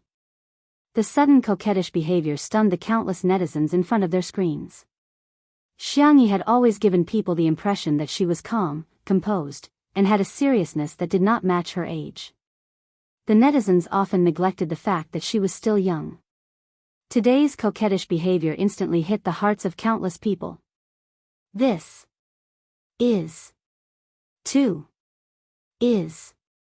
love. Yes. Not to mention the audience, even Xiang Wan couldn't take it. She clutched her heart. Little rabbit, you, say that again. Aunt, please spare me. Ah. Xiang Wan was extremely excited. Again. Xiangyi blinked her eyes, and a sweet little dimple appeared on her cheeks. Auntie, I beg you, please. The girl's voice was sweet to begin with, but after she softened her voice and acted coquettishly, she sounded like a squeaky milk ball. She really wanted to poke and pinch her cheeks. Xiang Wan took 2 steps back. She couldn't take it anymore. Little rabbit, what do you want? Aunt will buy it for you. Xiangyi's eyes glinted cunningly. She thought she had finally escaped a calamity, but she didn't expect Xiang Yu to suddenly grab her shoulder. The cool and arrogant esports god said in all seriousness, Little sister, act coquettishly. Xiangyi, ? Xiang Qi's eyes also lit up. Hurry up. Xiangyi. Xiang Li pushed his glasses and smiled like a warm breeze in March. Tutu, I want one too. Xiangyi. She looked at Sanction for help, begging him to control these indecent brothers. Sanction adjusted his cufflinks. His temperament was cold and abstinent, like the snow falling from the distant mountains. Wait a minute, I'll record a video. The netizens, as expected of the great demon king. It's bad enough that Big Brother didn't stop them, but he's actually helping them? Boo-hoo. Chapter 1025. Half an hour later. Xiangyi was like a child who was being put on a show by her aunts during the spring festival. After she was done acting coquettishly, exhaustion was written all over her face. Little did she know that in the past half an hour, the Spicy Tutu fans had taken countless screenshots and recorded countless short videos. Countless people had experienced the process of going from being a fan of Xiang Yi to a fan of Xiang Yi and then to a fan of Xiang Yi's boyfriend. Oh my beautiful sister. Who is this cute kid from? No, motherly love is going to change. I really want to transmigrate into Shui and marry Sister Yi. However, there were also haters in the live stream. Xiang Yi is so pretentious. She's already a grown-up. Can't she speak properly? Yeah, I can't stand it either. I've never acted coquettishly with my family. It feels so awkward. To be honest, if she speaks like that in my house, my father will beat her up. Girls should be more dignified and magnanimous. Being coquettish is too petty. In this regard, the netizens' reaction was a question mark. Are you there? Do you know that the Qing dynasty is long gone? What's wrong with her? She's not acting coquettishly with you guys. She's acting coquettishly with her family, okay? Sorry, my mother said that she doesn't like girls who act coquettishly, but I just showed her the video of Sister E acting coquettishly. My mother has already followed Sister Yi's Weibo account and she even asked me what it means to hit the charts. The two groups of people started arguing. The haters had fewer people, but they were good at attacking from tricky angles and were very aggressive. Both sides fell into a war of words for a while. There were even people who went to Shui and posted comments that were even more confusing. You like your girlfriend when she's like this? I thought you had high standards. Spicy Tutu, Sister Shui, and Untimely C's fans were all furious when they saw such comments. Before they had time to compare the comments, a new post about Shui suddenly appeared on Weibo. Shui V, she has all the looks I like. I like everything about her Xiangyi. The haters were speechless. TSK. As an award-winning actor, do you live on Weibo? The speed of the response was too fast. However, the fans were overjoyed. A slap to the face from the government was the most fatal. Lu, Shui did it today. Your friend wife doting demon Sui Z is online. I seriously suspect that Shui surfs 5G every day. Pay close attention to Sister Yi's every move. Some netizens joked and commented, Sister E acted coquettishly in front of her 4 brothers. She was just short of acting coquettishly in the arms of her lover. When we go back, we have to let Sister E make up for it. A few seconds later, a system notification appeared. Shui liked this Weibo post. The netizen. He imagined Xiangyi's soft and tender body nestled in the arms of a refined, ascetic man, and her delicate and coquettish appearance. How indescribable would that be? On this day, Untimely C's fans went crazy. All sorts of immortals and madams were pouring out food. Fan fiction, Q maps, short videos. The couple's fans were cheering with tears in their eyes. At the same time. At the party, it was time for the group photo session. The most eye-catching ones were naturally the Xiang family. In order to compete for the spot next to their younger sister, the Xiang brothers went back and forth and engaged in a verbal battle. In the end, Sanction won one spot with his absolute strength, while Xiang won the other spot by crushing Sanction. Xiang Qi said in a pained tone, "It's too hard for the 3 of us." Xiang Li and Xiang Yu nodded in agreement. Xiang Feng was speechless. Isn't he human? Chapter 1026. Xiang Feng's expression was so vivid that the netizens started another round of merciless ridicule. Ha ha ha, Xiang Feng is so pitiful, the most transparent and domineering CEO in history. Xiang Feng's grandfather and Madame Xiang despised him, his sister pulled his ear, and his nephew forced him to climb up a tree. I suggest everyone post hashtag Xiang Feng is too hard hashtag on the public chat. Xiang Wan had hired several photographers, and each of them was at the level of a top fashion magazine's photographer. They could even take a group photo with them. The Xiang family was so good-looking that they looked good in all the photos. Everyone had their photos taken individually, and they had also taken a group photo, and so on. Okay, next is the group photo. Miss Xiang, why don't you stand in the middle? The netizens also felt that given Xiang Wan's status, she was the most suitable person to stand in the center. Out of everyone's expectations, Xiang Wan flipped her curly hair. She had always been sharp-tongued, but today, her tone was exceptionally gentle. Xiang Yi should be the one standing in the middle. That had always been a tradition of the Xiang family. The Xiang family would take a family photo every year. For the past 2 years, Xiang Yi had been standing behind Xiang Feng's grandfather, Madame Xiang. When Xiang Yi was a child, Xiang Feng's grandfather, Madame Xiang, would hold her in his arms for the photo. The photographer was secretly surprised, but he remained calm on the surface. Let's get started then. Let's take a traditional photo first, and then a more interesting one later, okay? The shutters clicked, and the netizens in front of the screen were also frantically taking screenshots. The screen was filled with good-looking men and women who were comparable to the top celebrities in the entertainment industry.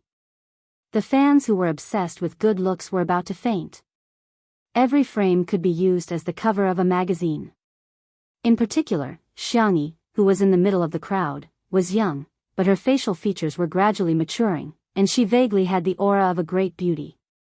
This family is so good-looking. Xiang Feng's grandfather, Madame Xiang, was also super good-looking. Yes, Sister Yi's parents are probably very good-looking too, damn. Don't look at their photos. Someone on the live stream claims to be Xiangyi's parents. The news was so shocking that countless netizens immediately downloaded the Ocean Live app. The account, Father E and Mother E, was ranked first on the number of viewers. Although they were new streamers, the two of them already had more than 1 million fans. The number of viewers in their live broadcast room had also reached a terrifying number of millions. The netizens clicked on it out of curiosity and were shocked. This middle-aged couple looked 70% similar to Xiangyi. What was going on? Could they really be Sister Yi's parents? The two of them chatted casually with the netizens. When they saw more and more people in the live broadcast room, they suddenly cleared their throats. Today, we're doing this live stream mainly to expose one thing. The man who called himself Father E sat up straight and said, "Actually, Xiangyi isn't my biological daughter. She was adopted." Mother E sobbed and said, "I was blinded by greed. Because our family was too poor, I sent my poor daughter to be raised by a rich family." The live stream was in an uproar. Wasn't this too unimaginable? Some people also raised their doubts. Are you really Xiangyi's biological parents? Do you have any evidence? The two of them came prepared, as if they had already expected this question. They took out a brown paper bag and said, "The evidence is in here, but we decided not to make it public." Chapter 1027. Yes, we thought about it. In order not to affect Xiangyi's life in the future, we decided to bury the secret. Father E said in a pained tone. He lit up the paper bag with a lighter and burned it. The so-called evidence was reduced to ashes. The fans were dumbfounded. What kind of trick is this? Since you don't want to affect Xiangyi, why did you start a live stream?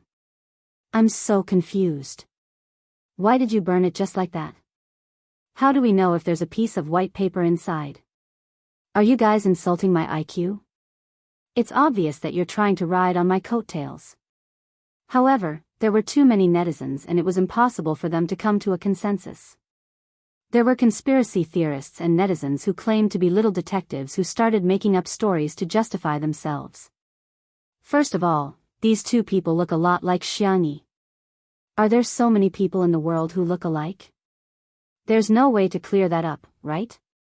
Secondly, don't you think that Xiangyi's brother is too nice to Xiangyi? Maybe he doesn't treat her as his sister at all, but as a child bride. Thirdly, the fact that they burned the evidence shows that the two of them are very close to Xiangyi. Otherwise, if they just made it public, Xiangyi wouldn't be able to continue being a rich and beautiful woman. Lastly, I want to say that Xiangyi is probably from a wealthy family just by looking at her face. There's no way she's destined to be rich and powerful. Everyone, welcome to plus XXXX fortune telling for only 200 yuan. Some radical netizens even felt that they had been deceived by Xiangyi and went to Xiangyi's Weibo and livestream to denounce her. There were also people who frantically tagged the director in charge of today's livestream and asked him to interview Xiangyi. After watching the middle-aged couple's livestream, the director was speechless. How can anyone believe such clumsy acting skills? Asking Sister E to clarify things would be an insult to Sister E. He told the staff, "There's no need for that, the innocent will know." A few nosy socialites quickly surrounded Xiangyi when she went to the buffet area. "Sister E, sorry to disturb you, but we have a question for you," Xiangyi said good-naturedly. What happened? Well, did you watch the live broadcast? The two of them said that they were your biological parents. Xiangyi looked at the screen and saw a pair of unfamiliar faces in the live stream. She said indifferently, "No." Various netizens began to overinterpret her expression. She's using nonchalance to cover up the turbulence in her heart. The more a liar is exposed, the angrier they will be. The more a guilty person is questioned, the calmer they will be. This was all based on psychology. 2 words, faking it. In another live stream room. After Father and Mother E received the notification, they suddenly started acting as if they had been possessed by a drama queen. Mother E covered her face and wept. It's my fault for being useless. That's why my daughter has to lead a wandering life. Father E thumped his chest and stamped his feet. Daughter, come back. I can't give you riches and glory, but I can still provide you with 3 meals a day. Are you coveting the Xiang family's gold, silver, and jewels and looking down on your own parents? You don't want to provide for the 2 of us when we're old? Daughter, you're being unfilial.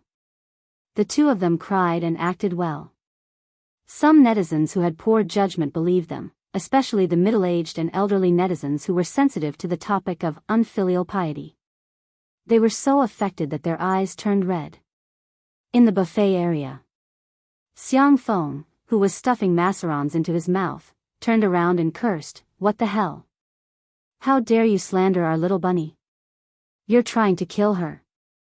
Xiangyi, who didn't take it seriously at all, was distracted by the menu for dinner. Shrimp? It tastes better with steamed eggs. The socialites were dumbfounded. Chapter 1028. Xiang Feng was stunned for a moment and was led astray by Xiangyi's train of thought. Actually, pig's heart tastes good too. Pig's heart soup is always divine. The socialites. Come on, why are you 2 talking about food? In the live stream, I spat a mouthful of water onto the screen. I realized that Uncle Xiang really has a gift for being a comedian. He's so funny. Little muddle-headed Xiang Yi is so cute. Come on, Mommy will cook shrimp and steamed eggs for you.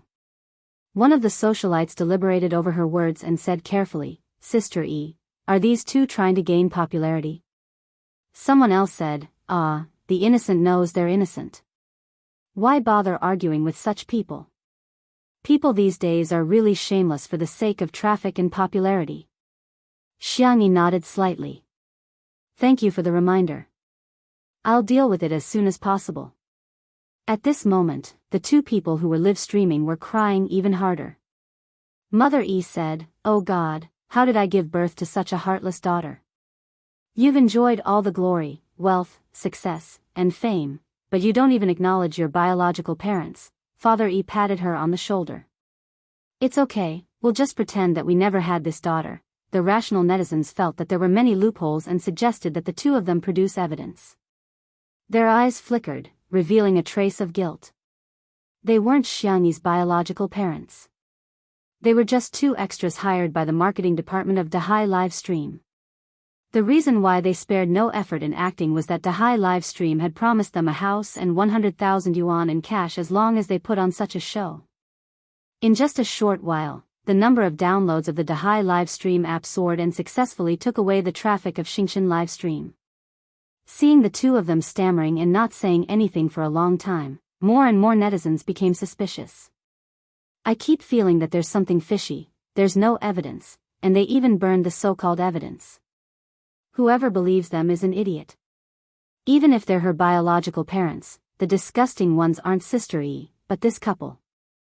They abandoned their daughter first, and now that she's popular, they're reuniting with her. I think they just want money.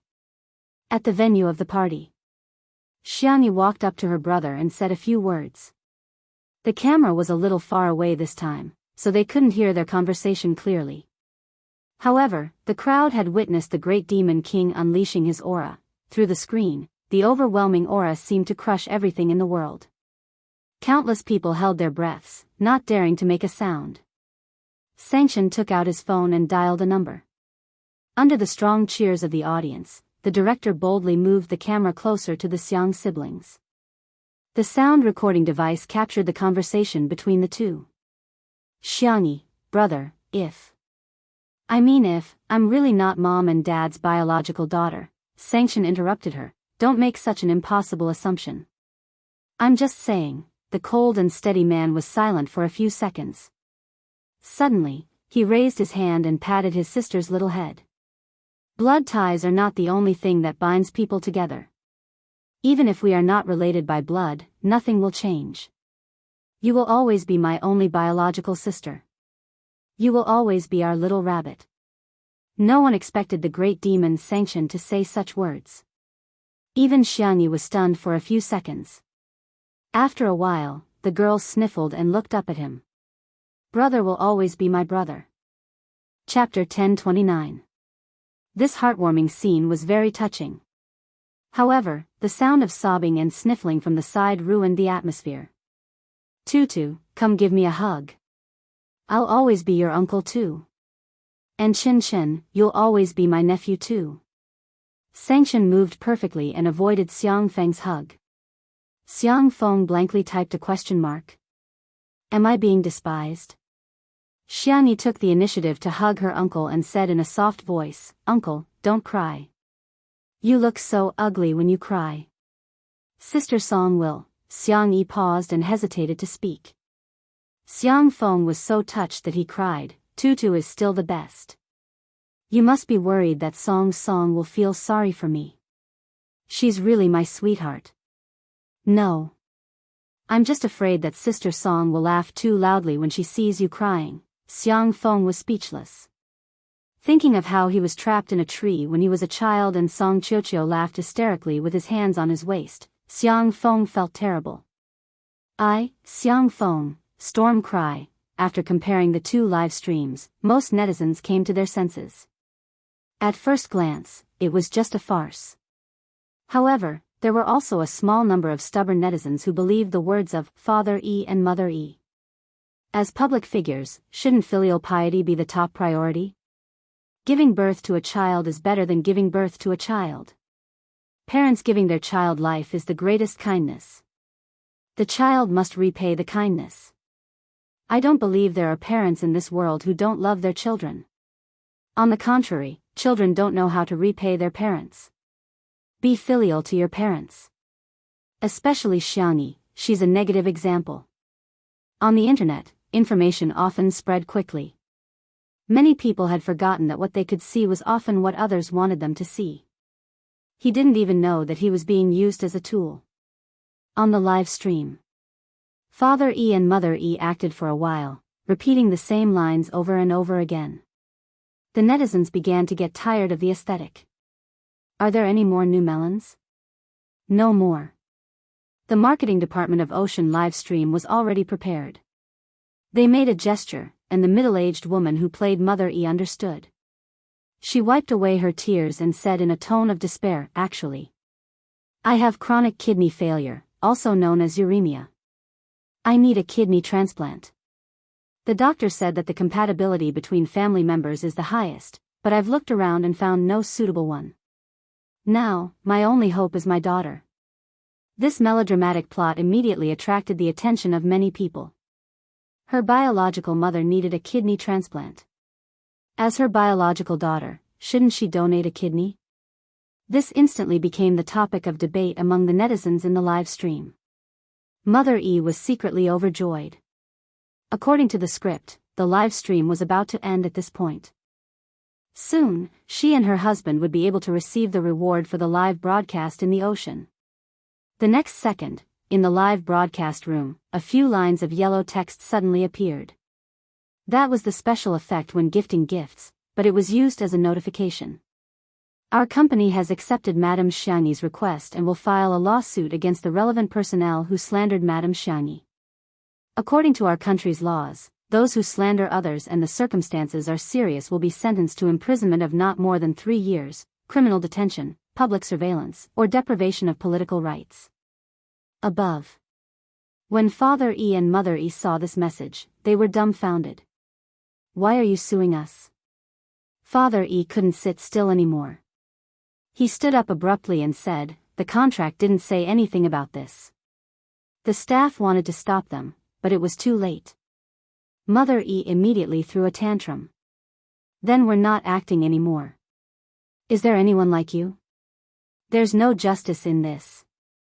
Chapter 1030. Whoosh, the staff of Ocean Livestream hurriedly cut off the live stream. The live stream went dark, but the netizens' comments exploded. Acting? Contract? Who did they sign the contract with? Is it Ocean Livestream? Hey, I originally thought this drama was boring, but now I'm not sleepy anymore.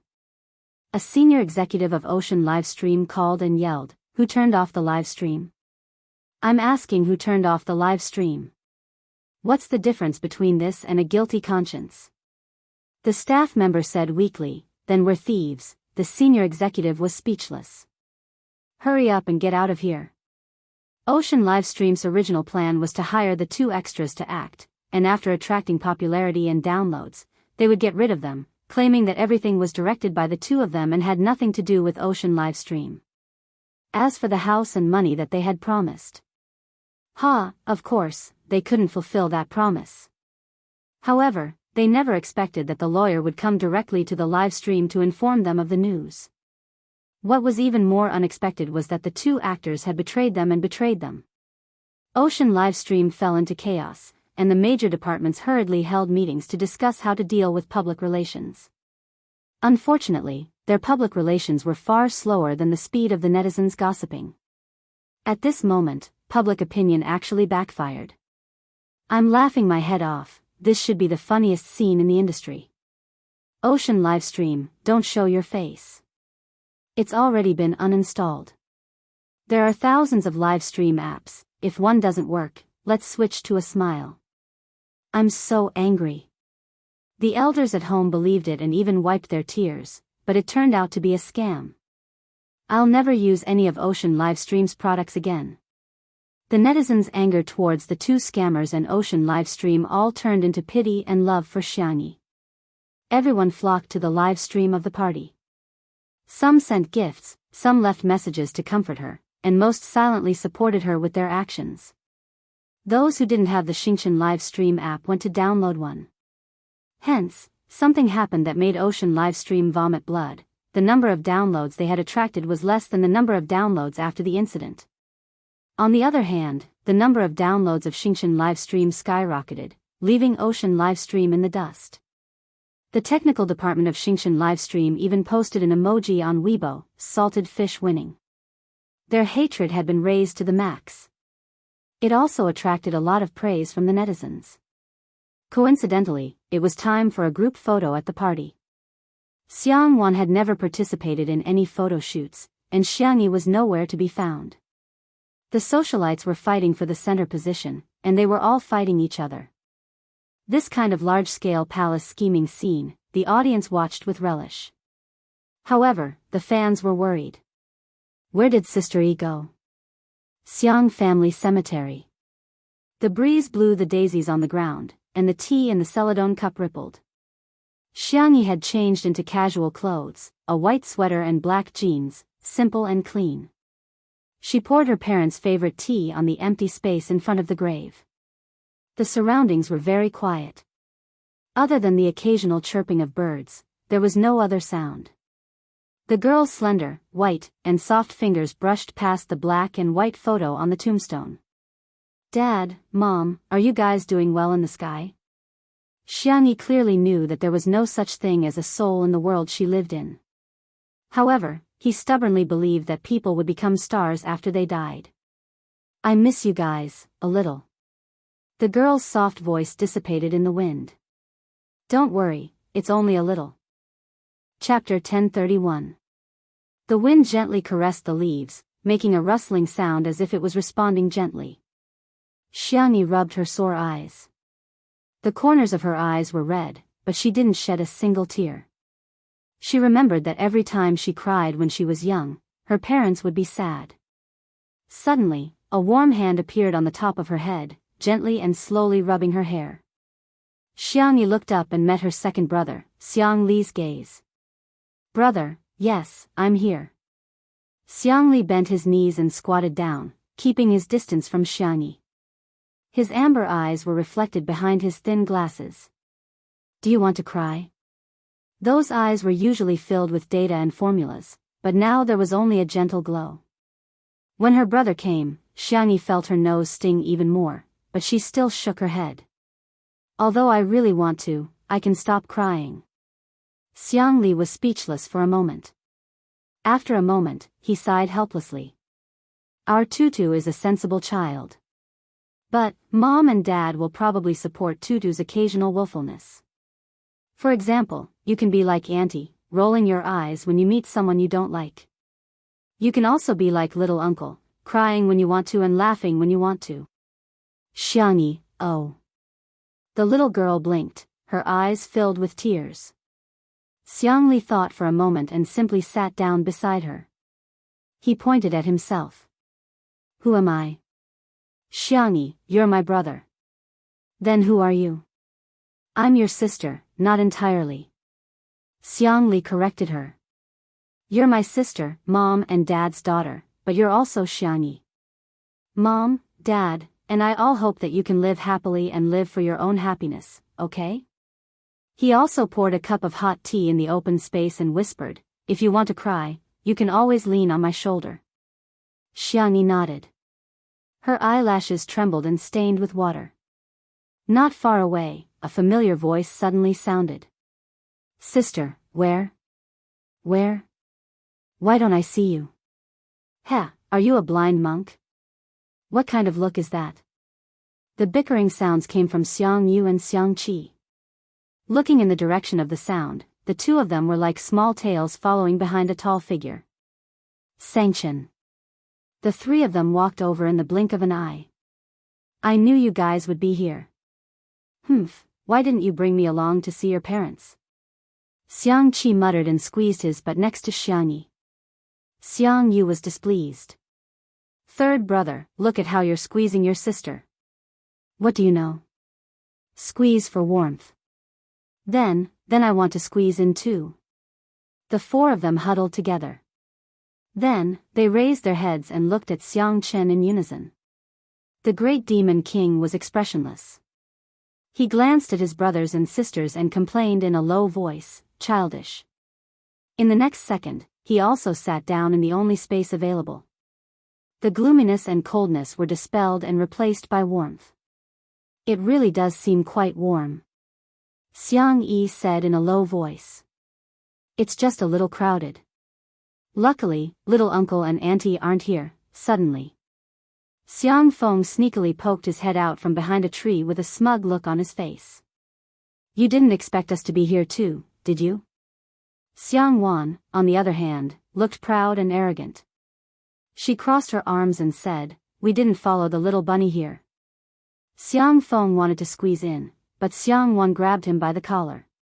Please act like an elder. If I don't beat you up for an hour, you won't know that I'm skilled in both the pen and the sword, right? A second ago, she was scolding Xiang Feng. In the next second, Xiang Wan's tone changed into a spring breeze. Little Tutu, cry if you want. There are so many of us here, we'll all help you catch your tears. Chapter 1032. The corners of the Xiang brothers' mouths twitched. As soon as Auntie opened her mouth, it was as if she was an old couple. Xiang Feng, on the other hand, was confused. Why did she always pull his ear whenever she didn't like it? Little Xiangyi couldn't even bear to scold him, let alone pull his ear. Xiangyi laughed at Auntie's coaxing, and small dimples appeared on her cheeks. I won't cry anymore. She had been holding it in before, but now she was sincere. Because she had the best family in the world. Seeing the little girl smile through her tears, Xiang Wan breathed a sigh of relief. She was almost about to perform the traditional act of violently beating up Xiang Feng to coax the little rabbit. Since you're here, you guys talk to mom and dad. I'll take Feng to the orchard in front to see if the dates are ripe. Xiang Feng instinctively trembled. Sis, why don't you go alone? I also have a lot to say to big brother and big sister. Xiang Wan shot him a glare, and Xiang Feng immediately changed his words. 1,000 words, but they don't need to be said. Accompanying big sister is the most important thing. The silhouettes of the siblings gradually disappeared into the distance. The Xiang siblings were silent for a while. Xiang Yu took off his cap, revealing his handsome face. I'll go first. He took a deep breath, then slowly exhaled.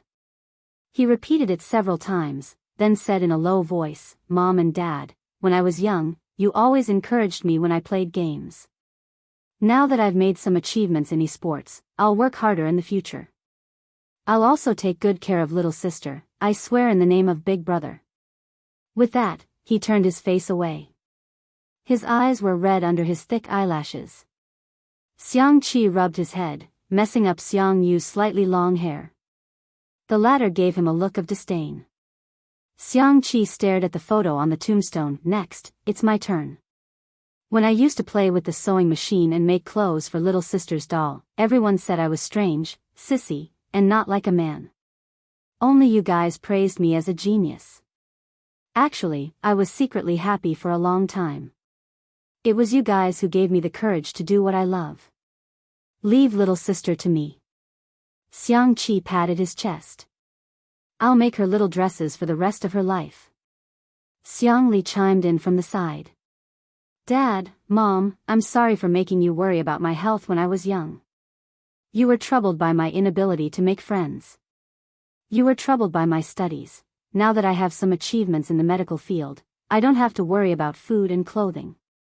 You don't have to worry about me. I am a firm atheist, but I still believe that you have turned into stars and are still protecting us. Hearing this, Xiangyi felt a lump in her throat. She continued to pull weeds to cover up her loss of control. Sangchen's speech was concise and powerful. I will protect my brothers and sisters for the rest of my life. Xiangyi couldn't hold it in any longer. Her tears fell onto the stone floor. Mom, Dad, I've encountered a lot of bad things in the past year. But, I also met a very, very good person. I participated in a variety show, made new friends, and was lucky enough to have fans. Moreover, I also met someone I've liked for a long time. I'm glad that he likes me too. His name is Shui. In the future, I will work hard to live a good life. I will also work hard to make Big Brother, Grandpa, Grandma, Little Uncle, and Auntie happy. Mom, Dad, you guys, have to be happy in heaven too. I love you guys. The sun was warm, and the wind was gentle. The leaves and grass swayed with the wind, as if responding silently. Everything was very beautiful.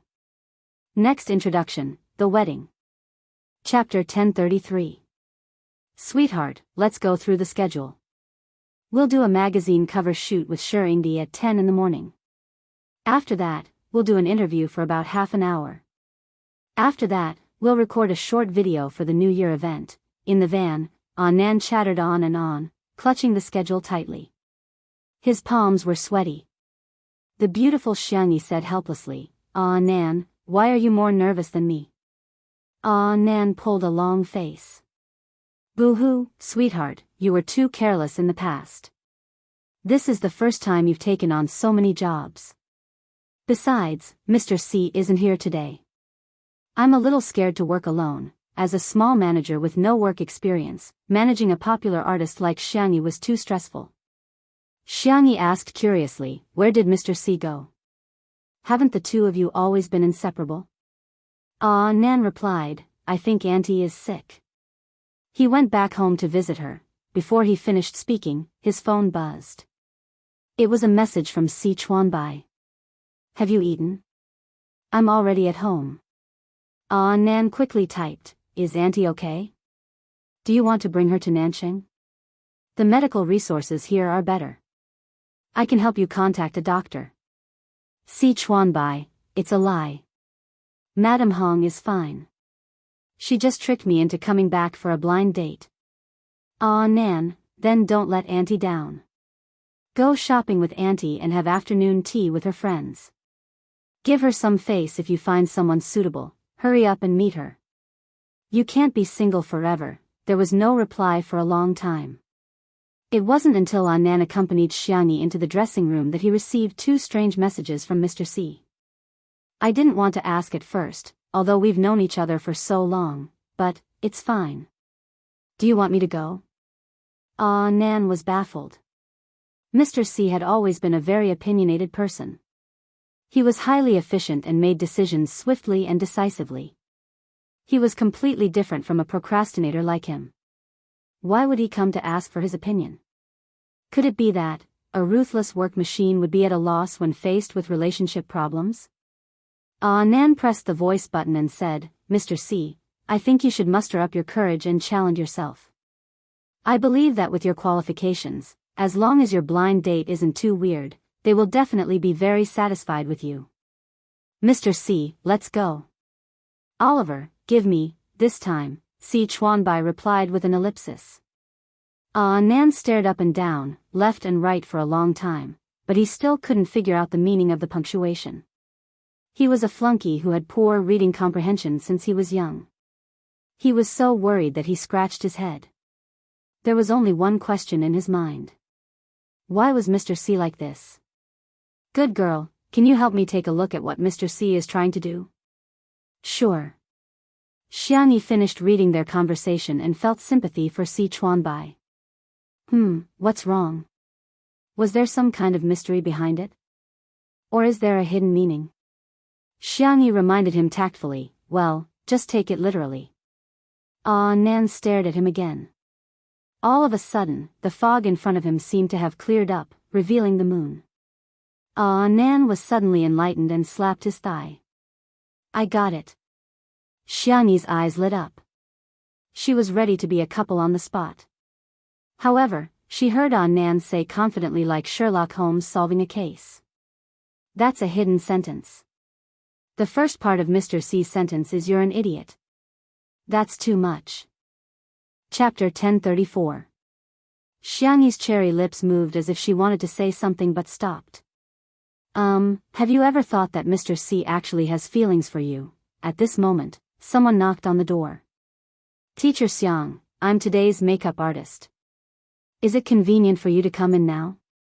It was inappropriate to talk about this topic in front of outsiders. Let's talk about it later. Please come in. The makeup artist pushed the door open and entered with a few assistants behind her. Teacher Xiang, feel free to communicate with me if you need anything. Everything we do is for today's shoot. As the makeup artist applied makeup on Xiangyi, Nan typed a few words angrily. Whatever. He admitted that he wasn't very smart and had let his family down by not being an outstanding doctor and inheriting his family's hospital. After falling out with his parents, he could only be a poor worker, but Mr. C was the person he respected and admired the most. How could he say that he was a fool? Sob. Si Chuanbai, who was thousands of miles away, said with an indifferent expression, if there's nothing else, I won't disturb you. His mother, Madame Hong, felt her scalp go numb. You child, how is going back to your own home a bother? Aren't you treating me like an outsider? I've said it before, I have someone I like. I've also said that no, Madame Hong's voice was shrill. That little hooligan with colorful hair? I won't allow it. I won't allow it. How can you like someone like that? How is he worthy of you? Si Chuanbai interrupted her. He has a name, Mu Nan. I fully understand how you feel, but I hope you can give him the respect he deserves. This was the first time her son, who had always been taciturn and respectful to her, had contradicted her for someone else. Madame Hong froze on the spot. After a long time, she asked in a trembling voice, do you like him that much? Why? Si Chuanbai said, there's no reason for some things. Don't be angry, your blood pressure is going to rise soon. I'll go to the kitchen to boil some water for you. There was a water dispenser at home. How could Madame Hong not understand that he was looking for an excuse to avoid her? The bitterness in her heart gradually increased. Was she wrong?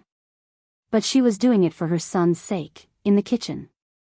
Si Chuanbai turned on the kettle and picked up his phone to send a few messages to Nan.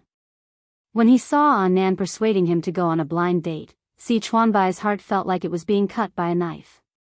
But when he saw the sentence, do whatever you want. Si Chuanbai's heart felt like 10,000 fireworks had exploded. This coquettish tone, this hint of jealousy. Si Chuanbai's mind instantly went from, does little colored feather like me, to, little Kai Mao likes me. Si Chuanbai edited the message and deleted it for a long time. He didn't know what to reply. Wouldn't being together be too bold this time? Would it be too subtle to reply with, I'll listen to you? After struggling for a long time, Si Chuanbai decided to consult the person with the most experience in love. He dialed Sher Sui's number. In the dressing room. The makeup artist put on Shui was very light. She only touched up the shape of her eyebrows, applied lip balm, and deepened the contours and lines of her face with powder. The man's expression was lazy and his tone was casual. You mean, Nan confessed to you? Are you sure? Si Chuanbai said with certainty, I'm 100% sure. Do you think I should propose to him with a diamond ring or add his name to my property deed first? Shui said, I suggest you get a neurologist first. There's no charge for the following words in addition to the wedding. The ending of the important characters will also be explained. There might also be a post-marriage chapter and a cute baby chapter. It shouldn't be too long. I'll go and sort out the follow-up first. That's all for today. Good night, from the Fat Unwan. Chapter 1035. After hanging up the phone, Shui shook his head helplessly at his manager. His ability to imagine, it was such a pity that he didn't become a screenwriter. Buzz, his phone rang. The man lowered his eyes and saw the words, Little Bunny, on the screen. His peach blossom eyes beamed, making the legs of the makeup artist and several assistants go soft. He pressed the answer button, and Xiang Yi's warm and soft voice came from the Bluetooth headset. Is your makeup done? Soon. Shui chuckled. Is Nan with you? He went outside. Is Mr. C okay?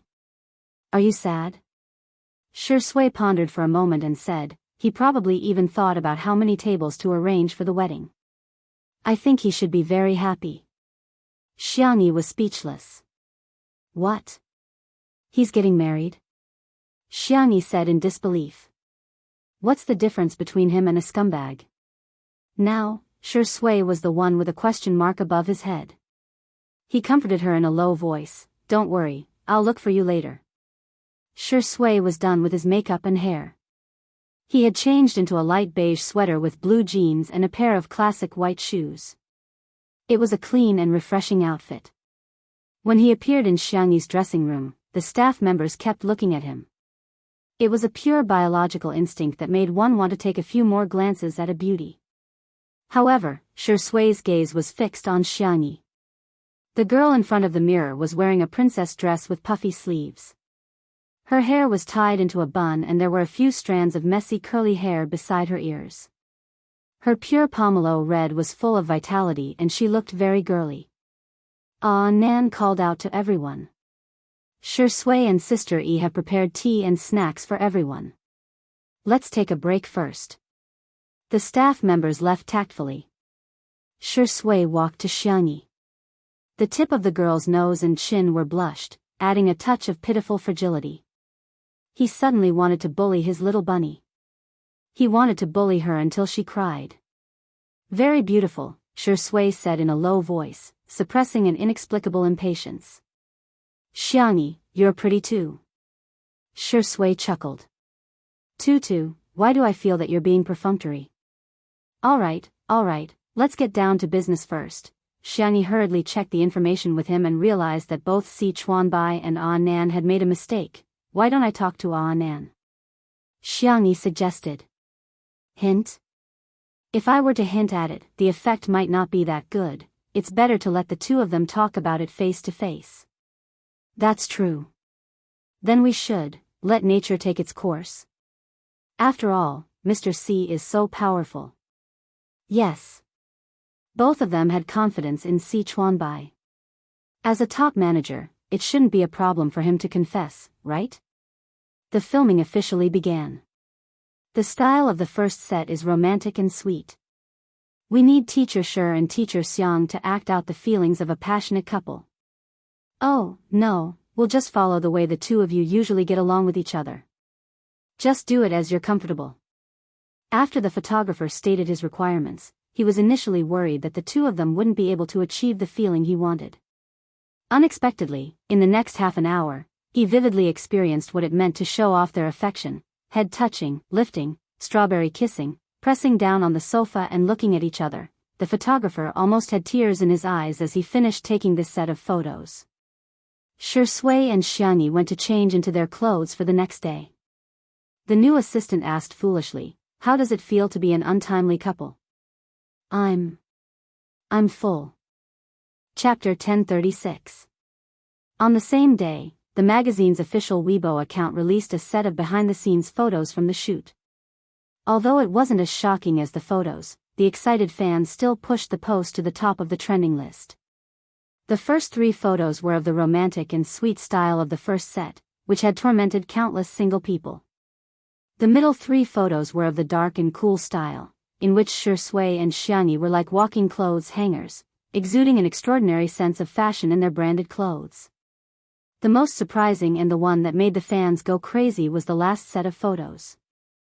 Xiangyi usually gave people the impression of a gentle and cute national girl, and the clothes she wore were mainly light-colored. However, in this set of photos, the girl was wearing a long black dress, which was a rare sight. Her eyeliner was slightly elongated, and her lips were a bright red color. On the retro and gorgeous sofa, Xiangyi was crossing her long legs. The red soles of her black suede high heels were exposed, which was seductive and soul-stirring. Shui was also different from his usual calm and abstinent self. His white satin shirt was exquisite, but the collar was torn open, revealing the black choker necklace on his collarbone, which made his skin look even fairer and his Adam's apple look even smoother and clearer. He was sitting on the wool carpet, looking clean and delicate. His hair was styled into disposable curls, and he looked like a little prince who had been sent to a foreign country as a hostage. This set of photos of Queen X's little prince instantly went viral on various social media platforms. Ah, I want to see this. I'll definitely buy this issue of the magazine. Xiangyi's lips are simply the color of a queen's coronation. Her aura is so strong, I've already been subdued by this beautiful girl's dress. Shui is such a contrast. No wonder he's a monster who won the Best Actor award. He doesn't feel out of place at all when he acts as a little puppy. I feel like locking him in a small dark room. I'm so perverted. You're not alone in the small dark room. I've already prepared a dog head for him in my basement. I'm the director of Nanjing Mental Hospital. Hello to you guys. Ha ha ha ha, I'm going to die of laughter in the comments section sooner or later. Shui and Xiangyi were both trending topics. Just the cover of the photos had already made it to several trending topics. However, the 2 of them didn't make it to the top of the trending topics this time, as the top spot was occupied by little Uncle Xiang Feng. #Xiang Feng official announcement. The netizens saw a few words. After clicking it, they saw a Weibo post that Xiang Feng's. Xiang Feng, I'm. The accompanying picture was a bright red marriage certificate cover. It was very festive. Thanks to Xiao Po's strong influence, Xiang Feng's current popularity was no less than a second-tier celebrity. Plus, he's of stars of subs. The whole internet was gossiping, who is little aunt? After the interview and video of the interview of the little of the photos of the little GPS location. Xiang S of the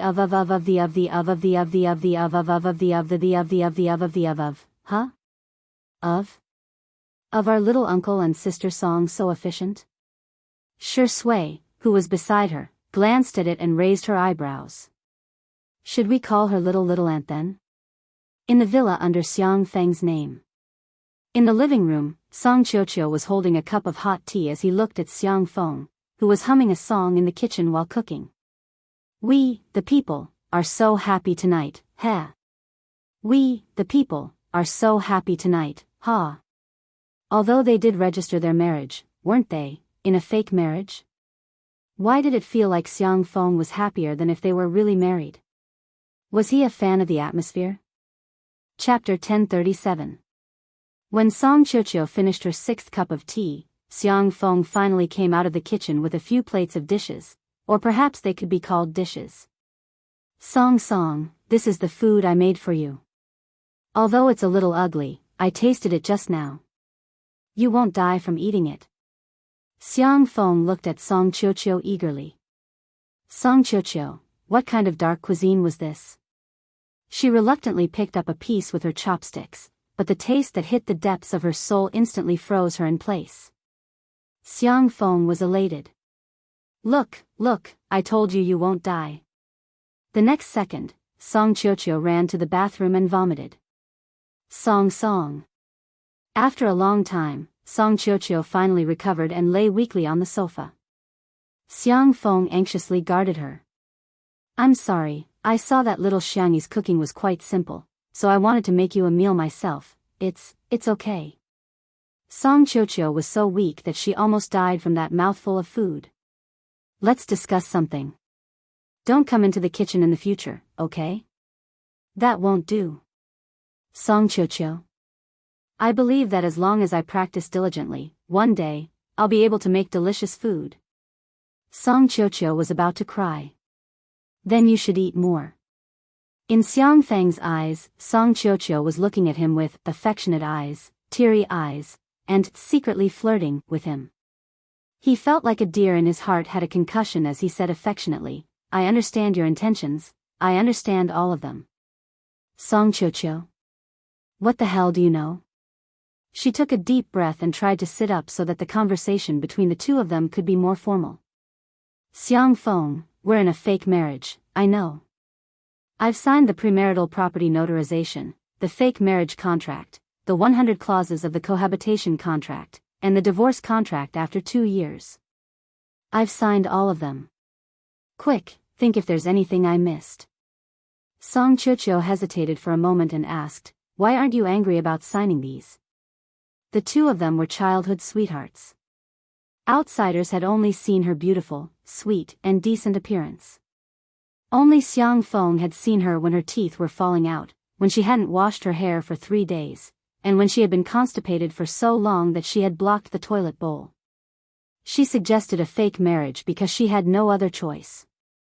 She hadn't expected Xiang Feng to agree so readily. She was paranoid, so she made Xiang Feng sign a lot of documents. If it were another man, he would probably be angry, right? But Xiang Feng always granted her every request, without a word of complaint. Xiang Feng scratched his head. What's there to be angry about? You don't feel safe, so as a man, I should give it to you. To protect my own interests, I think this is what I should do. What's more, you're nothing. I'm already used to being bullied by my elder sister and my eldest, second, third, and youngest nephews. Song Qiuqiu was so touched that she held back her tears. Then you don't have to deliberately put on an act and act so happily. You even posted something on Weibo. When we get divorced in the future, you'll have to delete it. I didn't put on an act. I posted it on Weibo because I wanted to. Xiang Feng chuckled. When I think about how I'll be able to see you every day for 2 years, I'm especially happy. I'm with the person I like, even if it's a fake marriage, I'm really happy. Song Qiuqiu was dumbfounded. You like me? Xiang Feng was also dumbfounded. You don't know? At the same time, a large number of anti-fans appeared under Shui's Weibo. Chapter 1038. Shui, Uncle Xiang is already married. What about you? Shui, Brother Tinia's neighbor's mother-in-law's nephew's cousin is already married. What about you? Shui, are you impotent? Shui, you're impotent. After clicking on the accounts of those anti-fans, they would discover an interesting phenomenon. They were all fans of Shui's sister, who was also Shui's fan. Countless netizens came to watch the show, and they were simply laughing their heads off in the comments section. Shui's sister was definitely the most anti-fan in the industry. 1 fan is better than 10 anti-fans. Indeed, it's true. At the same time, the fans of the couple were also worried sick. Is untimely couple getting married today? No, as long as they don't get married, they're still 1 step away from attaining a positive outcome. Hence, in the comments section, it was like a large-scale wedding urging, I'm from the Civil Affairs Bureau, I came here myself. I'm willing to be a vegetarian for the rest of my life. I just hope that untimely couple will get married on the spot. He's asking for a marriage proposal with his own blood. It'd be best if the wedding is broadcasted live. However, regardless of whether it was urging them to get married, criticizing them, or making fun of them, they all ended up in the same place. They vividly demonstrated that humans were essentially repeaters. Shui is impotent.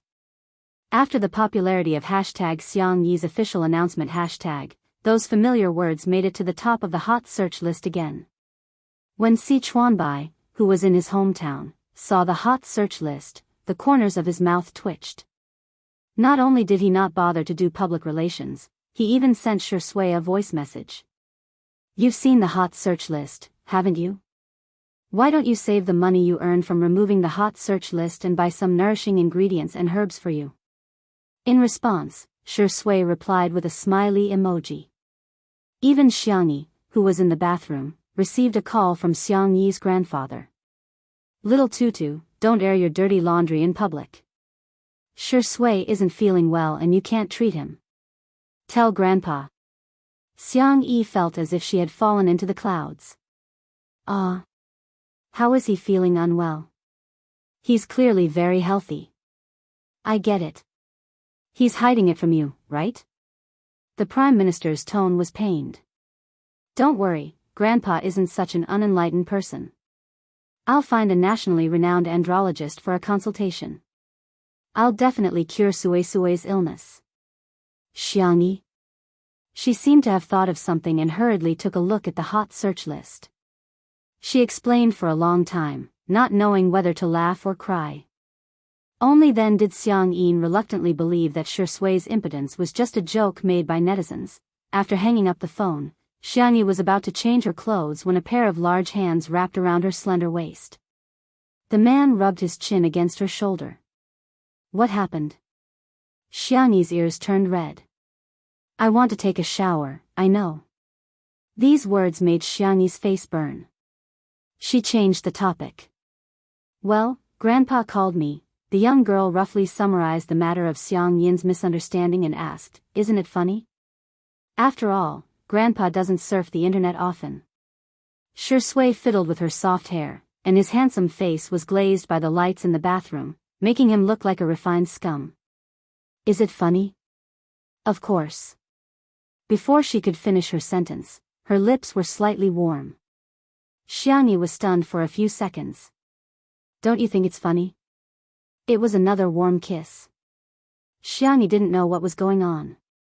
It's just very funny. This time, she was carried to the sink where her back was pressed against the mirror. Xiang Yi finally realized the danger. The man was smiling and she could feel his breath on her face. Don't you know best whether I can do it or not? Huh? He enunciated each word clearly and raised his voice at the end. Little Rabbit. Chapter 1039. The next day. By the time Xiang Yi woke up, it was already past 10 in the morning. She rubbed her eyes sleepily, turned over lazily, and saw Shui by the window. The man was flipping through a stack of scripts, and there was a cup of hot coffee beside his hand, which was still steaming. His white shirt was buttoned up to the top, and he looked refined and restrained. Little did she know that under the white shirt was the mark she had left on his slender neck last night. Thinking of some absurd and messy memories, Xiang Yi raised her hand and pulled the quilt up, trying to cover her head. Shui's deep and magnetic voice sounded in the bedroom. Tutu, you're awake? Do you want to eat breakfast? Xiang Yi instinctively said, I'm not awake. Xiang Yi covered her face with the blanket in embarrassment. What kind of behavior was this? It was too embarrassing. The room was silent for a few seconds. The man walked to the bed and tucked her in. He smiled and said, then sleep for a while more, okay, baby? After a while, the girl's muffled voice came from under the blanket. Don't call me baby, then what do you like me to call you? Were you satisfied with the way I called you last night? Xiang Yi recalled his hoarse voice last night, his soft moans mixed with desire. His whole body was like a piece of fried glutinous rice that was charred on the outside and tender on the inside, making sizzling sounds. I am asleep. The behavior of deceiving oneself x2. Shui pulled the blanket down a little so that the little bunny could breathe smoothly. He kissed the girl's delicate eyebrows gently. Go to sleep, baby. We'll set off when you wake up. On the internet. When the netizens woke up, they realized that the trending topic had finally changed from hashtag Shui can't hashtag to a new topic. Hashtag honeymoon variety show. Hashtag oh wow, which artiste in the industry is going on a honeymoon? Everyone clicked on it. Li Jianyu v. After several months of preparation, the newly planned travel episode of Two Under One Roof is about to start recording. This time, it will be in the form of a short love documentary. The guests will still be Shui Xiangyi. Beep beep beep, we're setting off now. Rabbit plane, what the hell? Did Xiangyi and Shui finally have a new variety show? In the comments section, the fans were already crying tears of joy. Official dog abuse is the deadliest, sisters. Rounding it off, this is the honeymoon variety show. We must support the honeymoon trip of the two newlyweds. Son, tell me which website you posted the video on. I'm going to become a member. Director Li is best at beautiful and sweet styles. Director youthful heart plus top popularity plus stunning beauty. This is simply the strongest idol drama team in the country. How can I deserve this? Woo woo. Half a month later. The first episode of the travel episode of Two Under One Roof was released on Xingchen Video. Before the broadcast, some netizens were pessimistic, saying that Li Jianyu, Shui, and Xiangyi were too eager to make use of Two Under One Roof to make money and were treating their fans like sheep. However, the day the video was released, it gave everyone a slap in the face. This time, there was no need to become a member of the variety show. It was free to stream. The entire internet was in an uproar. The netizens who were pessimistic were dumbfounded. What's going on? Is this a charity? However, after clicking on the video, everyone realized that it was indeed a short documentary. Each episode was only about half an hour long, which was much shorter than the duration of a typical variety show. Hence, something that made countless variety show directors in the industry jealous happened. A large number of netizens protested, "Please become a member. Please increase the duration." Chapter 1040. There were also many people who directly went to the online customer service of Xingchen Video and asked frowny face, "Why don't I need a membership for the travel series? Hurry up and arrange it, I want to get an annual membership first." Customer service: "Hello, dear. We've learned that each episode of the short documentary this time is rather short, so we've decided to stream it for free." Netizens: "Dear, do you think I'm short of money for membership? Please hurry up and upload the exclusive premium long version of the video." Customer service: "Okay, dear. Your request has been recorded. I'll give you feedback in a timely manner. Please give me a star for my service." At first, there were still some people who wondered if it was some sort of publicity stunt. For example, membership was not required for the first episode, but for the second episode, membership was required. For the third episode, advanced streaming was required, and for the fourth episode, membership was required plus advanced streaming plus a single episode fee. But soon, everyone's attention was drawn back to the content of the short documentary. Although the duration was short, the quality was online and the images were in high definition, comparable to professional documentaries. In the first episode, Xiangyi and Shui went to F City, the fashion capital. There were two main storylines used in the filming. One was that the two of them went to visit a tourist attraction, while the other was 3 meals a day. When Xiangyi began to cook her first Western meal, the real-time pop-up comments were all astonished. "Wow, Sister E knows how to cook Western food? I thought Xiangyi only knew how to cook Chinese food. I didn't expect her to be so good at Western food too. I'm impressed. Truffles, snails, caviar, lobster steak, foie gras. Travel expenses are nothing. This is a real budget explosion." In the video, Xiangyi was wearing the cute little apron that Xiang Qi had sewn for her. Every dish she cooked was smooth and pleasing to the eye. Western food had extremely high requirements for the chef's sense of sight, smell, taste, touch, and sympathetic nerves, and Xiangyi happened to be a genius in this aspect. Under the high-definition camera, the ingredients were extremely tempting, regardless of whether they were fried or stewed. The final product was juicy and full of flavor, paired with exquisite desserts and suitable grape wine. Just looking at it was a pleasure. Xiangyi's explanation of how to do it was added later. The editor used double speed and added a long string of flowery words. Welcome to, you definitely won't know how to cook it after watching it. Even if you know how to cook it, you don't have the ingredients. Even if you have the ingredients, it doesn't necessarily look good. If it doesn't look good, it will become a dark cuisine. This program is provided by What Are We Doing Then? I am the host, Zhen, and my partner, Yi, and special guest, Yi, and our good friends, Can and Shui. Thank you to, I don't know, what can you do, for their strong support of this program. Remember our slogan, I'm handicapped, I'm proud, I'm saving materials for the country. This segment instantly became the highlight of the variety show, poking at the laughing points of countless netizens, and was made into a short video that was widely circulated. Many years later, it was still a textbook existence for variety shows. This is a story for later, so let's not talk about it for now. In addition to Xiangyi's Western food that amazed everyone, the two of them also had a series of similar designs that went viral. Shui and Xiangyi were wearing a series of handmade, custom-made couple outfits that were designed by Xiang Qi and completed with the help of his studio. The price was not cheap, but the stock in the physical stores, official websites, and online stores were all sold out in less than an hour after the program was broadcast.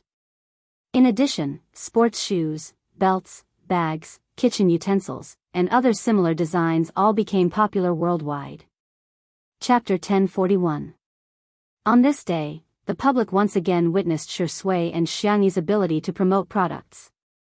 It was simply terrifying. Some netizens also noticed that the clothes, shoes, bags, and daily necessities of the two were basically all made in China, except for those designed by Hades. Initially, everyone thought that since Xiangyi had promoted products for many local brands before, those brands should have sponsored two under one roof. However, the local brands soon released statements one after another. Thank you Shui Xiangyi for promoting our local brand of mint toothpaste for free. It's not easy to make a local product, and we'll remember the warmth of today's event. We're donating 1 million yuan to charity, and hope that this warmth can be passed on. Congratulations to the travel segment of Two Under One Roof. At the same time, thank you Shui Xiangyi for supporting our sunscreen umbrellas. Now, our sunscreen umbrellas are not only made in China, they're created by China. Thank you for letting more people know about our sunscreen umbrellas. Today, we're donating 990,000 yuan to charity, and we hope that your love will last forever. Thank you Shui Xiangyi for advertising how Jiejia's kitchenware on the show. Thank you. The words of gratitude and donations converged into a torrent of public opinion. The impact of negative impressions was profound. Xiangyi had once been criticized by the entire internet, but now, everyone was tearing down her label one by one. The most eye-catching thing was the interaction between Shui and Xiangyi. The way the two of them got along with each other was not spectacular. On the contrary, it could be described as plain and ordinary. However, before going out, Shui would check the weather in F City and specially bring a sunscreen umbrella and an umbrella for Xiangyi.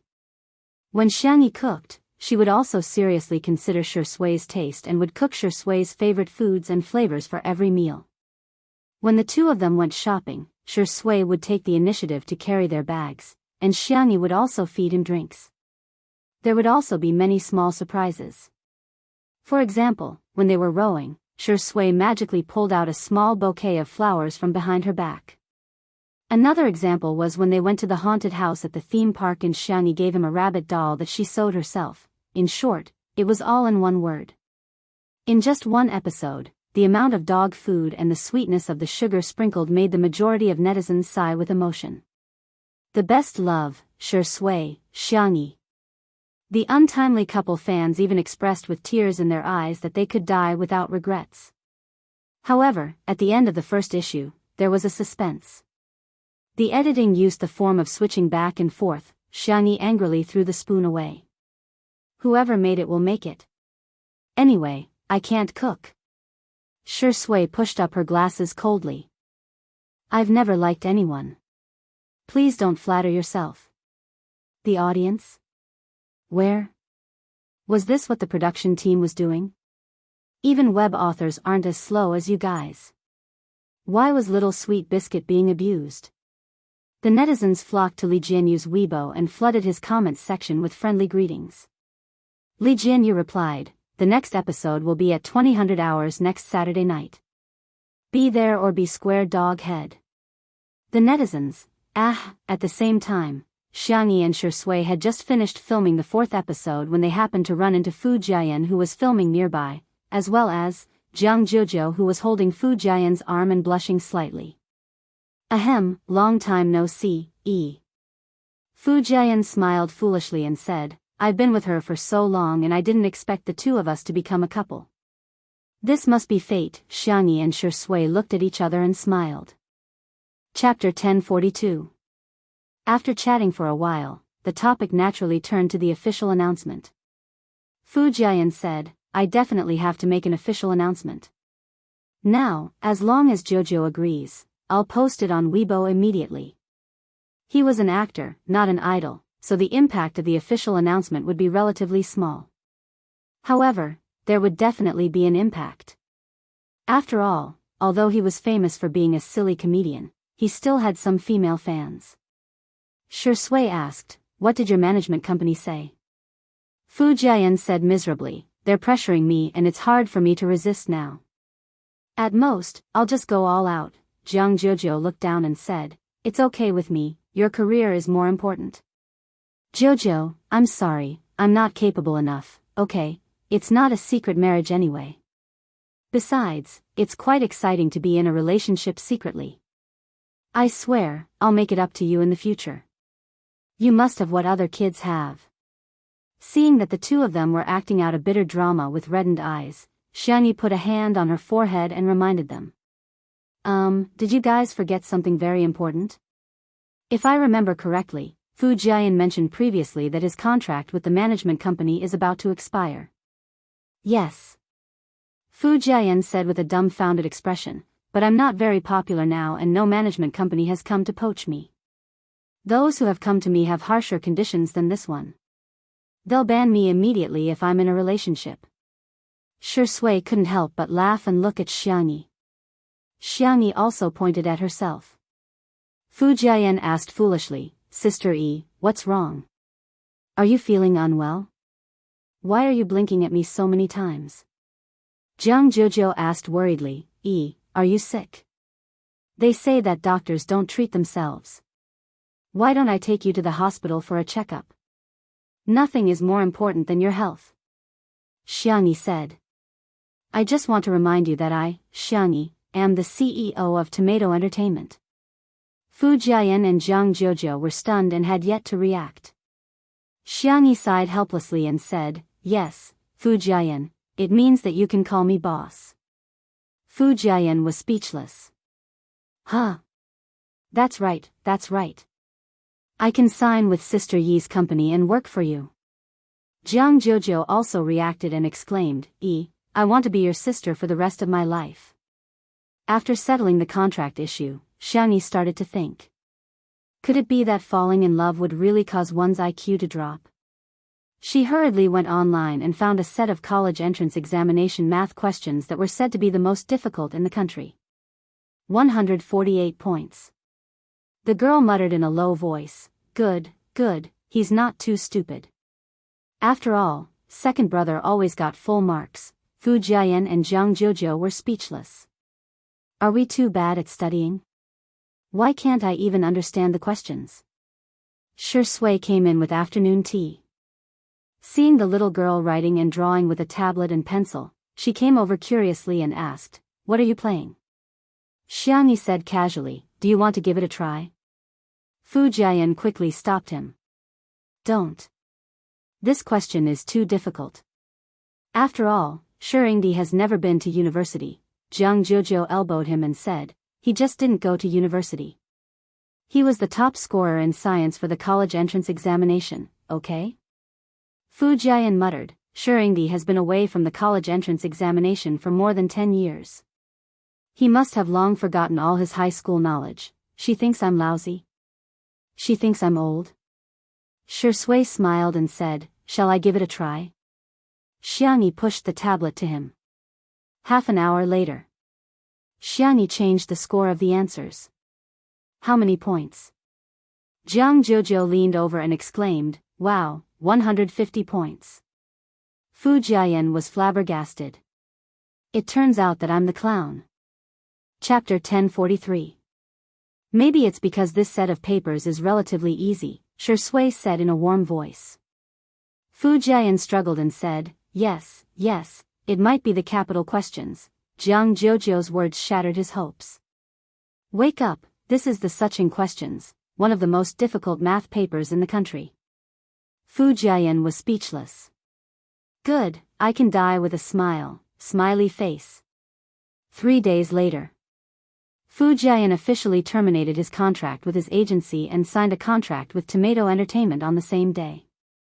Tomato Entertainment, welcome actor Fu Jiayan to join our family. The artistes under Tomato Entertainment congratulated him one after another. SEA 7 Jiang Chen, hello, brother Fu. Lin Jia, hello, brother Fu. Molly, nice to meet you in the future. The most eye-catching thing was, Rong Huai, welcome. Rong Huai. Is that Rong Huai who once appeared on The Small Cut? Everyone clicked on Rong Huai's identity verification and was shocked. Tomato Entertainment has signed a contract with Tomato Entertainment, a freshman at the Capital Film Academy. Little Wolf Cub is impressive. He actually got admitted to the Capital Film Academy. The netizens who had seen The Small Cut still remembered the promise between Rong Huai and Xiangyi. After Rong Huai was admitted to the Capital Film Academy, Xiangyi signed him to Tomato Entertainment. All of a sudden, it made people sigh with emotion. Sob, sob, sob, this is so inspirational. Rong Huai really did it. Sister E has also signed him according to the agreement. I can't take it anymore, the after effects of The Small Cut are too great. I still feel like crying when I think about it. However, there were also people who raised doubts and even went to Xiangyi's Weibo to question her. Are you there? The college entrance examination hasn't started yet and Rong Huai is already a freshman. What a joke. It's understandable that you want to make money by signing artistes, but it's disgusting to fake it like you. I'm also an art student who applied for the Capital Film Academy this year. I can clearly tell everyone that the enrollment process hasn't started yet. How can Rong Huai be admitted? Xiangyi, I had a good impression of you at first, but you indulged your artistes in lying and even falsified certification information to mislead your fans. If you can't be a bad boss, don't be a dog in the manger. Xiangyi, who was overseas, didn't see these comments because of the time difference. However, Rong Huai could not hold it in any longer. He was young, frivolous, and hot-blooded. He directly posted on Weibo to criticize the netizens. Rong Huai V, you can scold me, but don't scold my sister, okay? His words instantly made Rong Huai the target of public criticism. A ready-made target attracted a lot of firepower. By the time Xiangyi woke up and found out about this, the number of comments on Rong Huai's Weibo had already exceeded 100,000. After learning the whole story, Xiangyi sighed softly. It was something that could be explained in one sentence, but Rong Huai was stubborn and did not explain himself. Instead, he exchanged dozens of rounds with the haters. Of course, the young man's trash-talking skills were quite high. Netizens who were watching the show joked that his words were at the level of Smog's, your parents have gone to heaven. You don't have a mother, do you? Greetings are meant for people. Are you worthy? Be good, little kid. Return the phone to your family. Netizens made an emoticon pack and spread it widely. The last comment was made 2 minutes ago. Xiangyi sent him a WeChat message. The next second, the following notification appeared on Weibo. Rong Huai V deleted a Weibo post. Rong Huai V deleted a, the netizens were dumbfounded. Are the staff members in charge of his Weibo account? The haters mocked, is the grandson scared? In the next second, Rong Huai V, Xiangyi, sister, they're fierce to me. The haters were dumbfounded. Chapter 1044. The netizens were about to die of laughter. What kind of little wolf dog turned into a cute little puppy in an instant? However, they felt like they had finally found someone to back them up. Xiangyi left an ellipsis and Ronghuai immediately replied, frowny face sister, I know I was wrong. I shouldn't have argued. Even if others scold me, I shouldn't have retorted.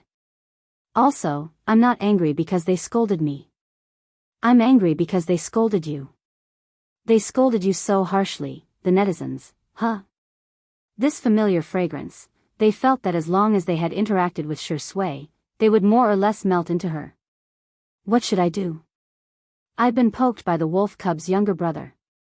He's complaining so aggrievedly. He's so adorable. Let's be honest. Although it's nice to have a close sibling relationship, they can't just blindly defend each other. Ronghuai was the one who cheated in the first place. Warning, don't forget that Sister E is a magical girl with a 100% chance of slapping others in the face. Her words came true. A few minutes later, Xiangyi updated her Weibo and explained the origin of Ronghuai's Weibo account. Xiangyi, as far as I know, Capital City Film Academy has a small number of special admission slots in addition to the nationwide enrollment every year. The requirements are extremely high, and one has to go through layers of selection and interviews before being admitted in advance. The young girl's words were concise and comprehensive, but they hit the nail on the head and instantly resolved the debate among the netizens. At first, some people didn't believe it, but soon, some netizens found out about Capital City Film Academy's early admission criteria. Be it appearance, physique, specialty, professional standards, etc., it was even stricter than the unified enrollment. In other words, it was just like the selection for the gifted junior class, where outstanding students were selected in advance. It sounded unfair, but how many people could reach such a stringent standard? The fact that Ronghuai could be admitted in advance was enough to prove his excellence. Later on, Capital City Film Academy's official Weibo account also came out to respond and released the list of the early admissions this year. There were only a few people in total. There were genius directors, dubbers, and 2 actors with top-notch looks and acting skills. Everyone's qualifications were beyond doubt. At this point, no one doubted that Ronghuai was lying. Some netizens even spontaneously apologized to him. Ronghuai didn't care about the slander or praise from the outside world. He only cared about his elder sister. He stared at the phone screen, afraid that he would receive a message from Xiangyi, but he was even more afraid that he would not receive a message from Xiangyi. Ding ding ding, a video call invitation appeared. He held his breath, his fingers trembling slightly, and pressed the accept button. A young girl wearing a floral dress and a straw hat appeared on the screen. Xiangyi waved at him and teased, Ronghuai, you've become famous overnight, haven't you? Ronghuai was obviously a little nervous, and his entire body was stiff. Even when he spoke, he sounded like a robot. I'm sorry, I've caused you trouble. I understand your feelings. If someone scolded my friend, would also be angry, but... Xiangyi changed the topic and advised, it's best not to be so impulsive in the future. You have to believe that adults can solve many problems, okay? Ronghuai pursed his thin lips and looked down without looking up. He really wanted to say, I don't think of you as a friend, I think of you as, who are you talking to? Ronghuai. A moment later, half of Shi Sui's face appeared on the screen and she nodded slightly at him. He hugged Xiangyi's slender waist. It was a possessive action. Chapter 1045. Ronghuai looked up and stared at the screen for a few seconds before lowering his head again. No one could see the light in his eyes dimming bit by bit. Actually, the distance between them had always been very far. It was just his wishful thinking that as long as he worked hard, he could get closer. Even if it was just a little bit. Unfortunately, it was all in vain. He hated that he was only 17 years old and hated that he met Xiangyi too late. Ronghuai, I heard that you're going for special training soon.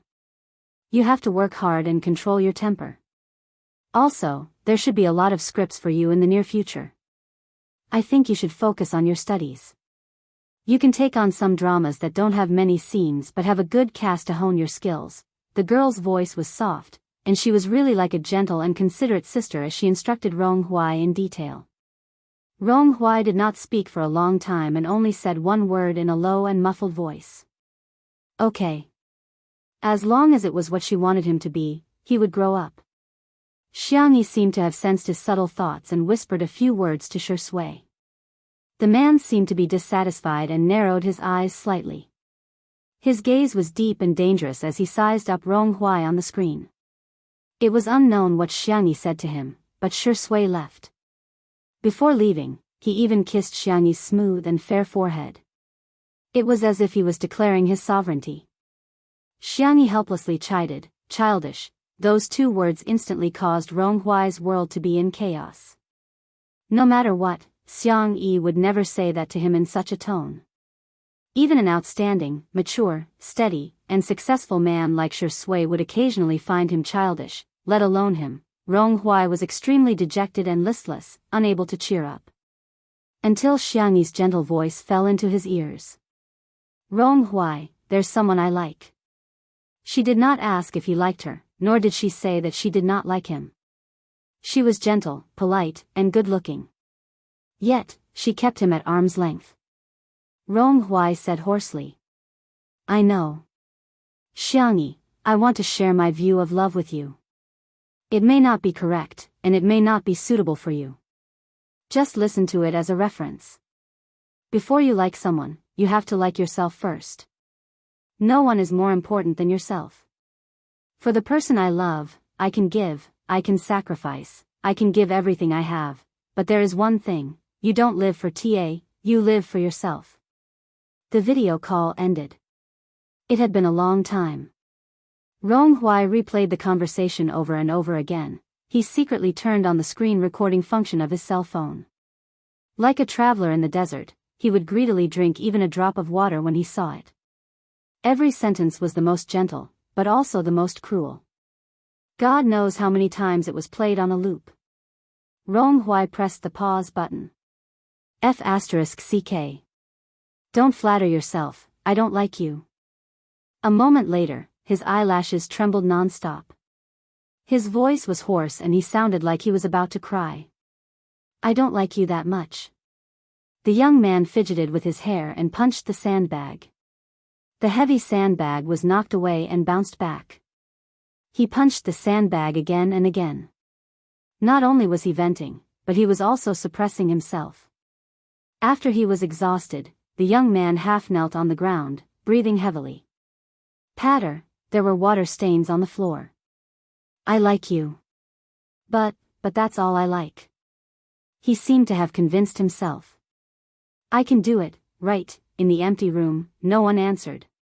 It was as if the young man's worries had finally been buried. Chapter 1046. At the beach. Xiangyi pressed down on the brim of her straw hat and found Shui. The man was building an excavator. Was it a man's nature to play with sand and excavators? Xiangyi praised, "Wow, so cute." Shui looked up, his peach blossom eyes smiling gently behind his glasses. "Do you want to play?" "Yes." Then, Xiangyi watched as Shui pushed the excavator over. Xiangyi was speechless. The man looked at her with a faint smile and did not say a word. But there were 4 words written on his handsome face. "I'm not letting you play." Bunny couldn't help but tremble. "I'm just teaching him how to love someone properly. Besides, I think I'm overthinking. Maybe he just likes chicks and doesn't like you at all." "No, the way he looks at you is the way a boy looks at a girl," Shui said firmly. Xiangyi blinked and hooked her fair arm around Shui's neck. "Then what's the way you look at me?" At this moment, there was a crazy cough from the side. Ahem. "Of course it's the way a man looks at a girl." Xiangyi's face burned instantly. She let go of Shui at lightning speed and widened her eyes when she saw the large group of staff around them. Li Jianyu was about to pass out from trying to hold back his laughter. "Sister E, I told you last night that we're going to the beach today to record a scene." Xiangyi pretended to be calm. "Okay, let's start then."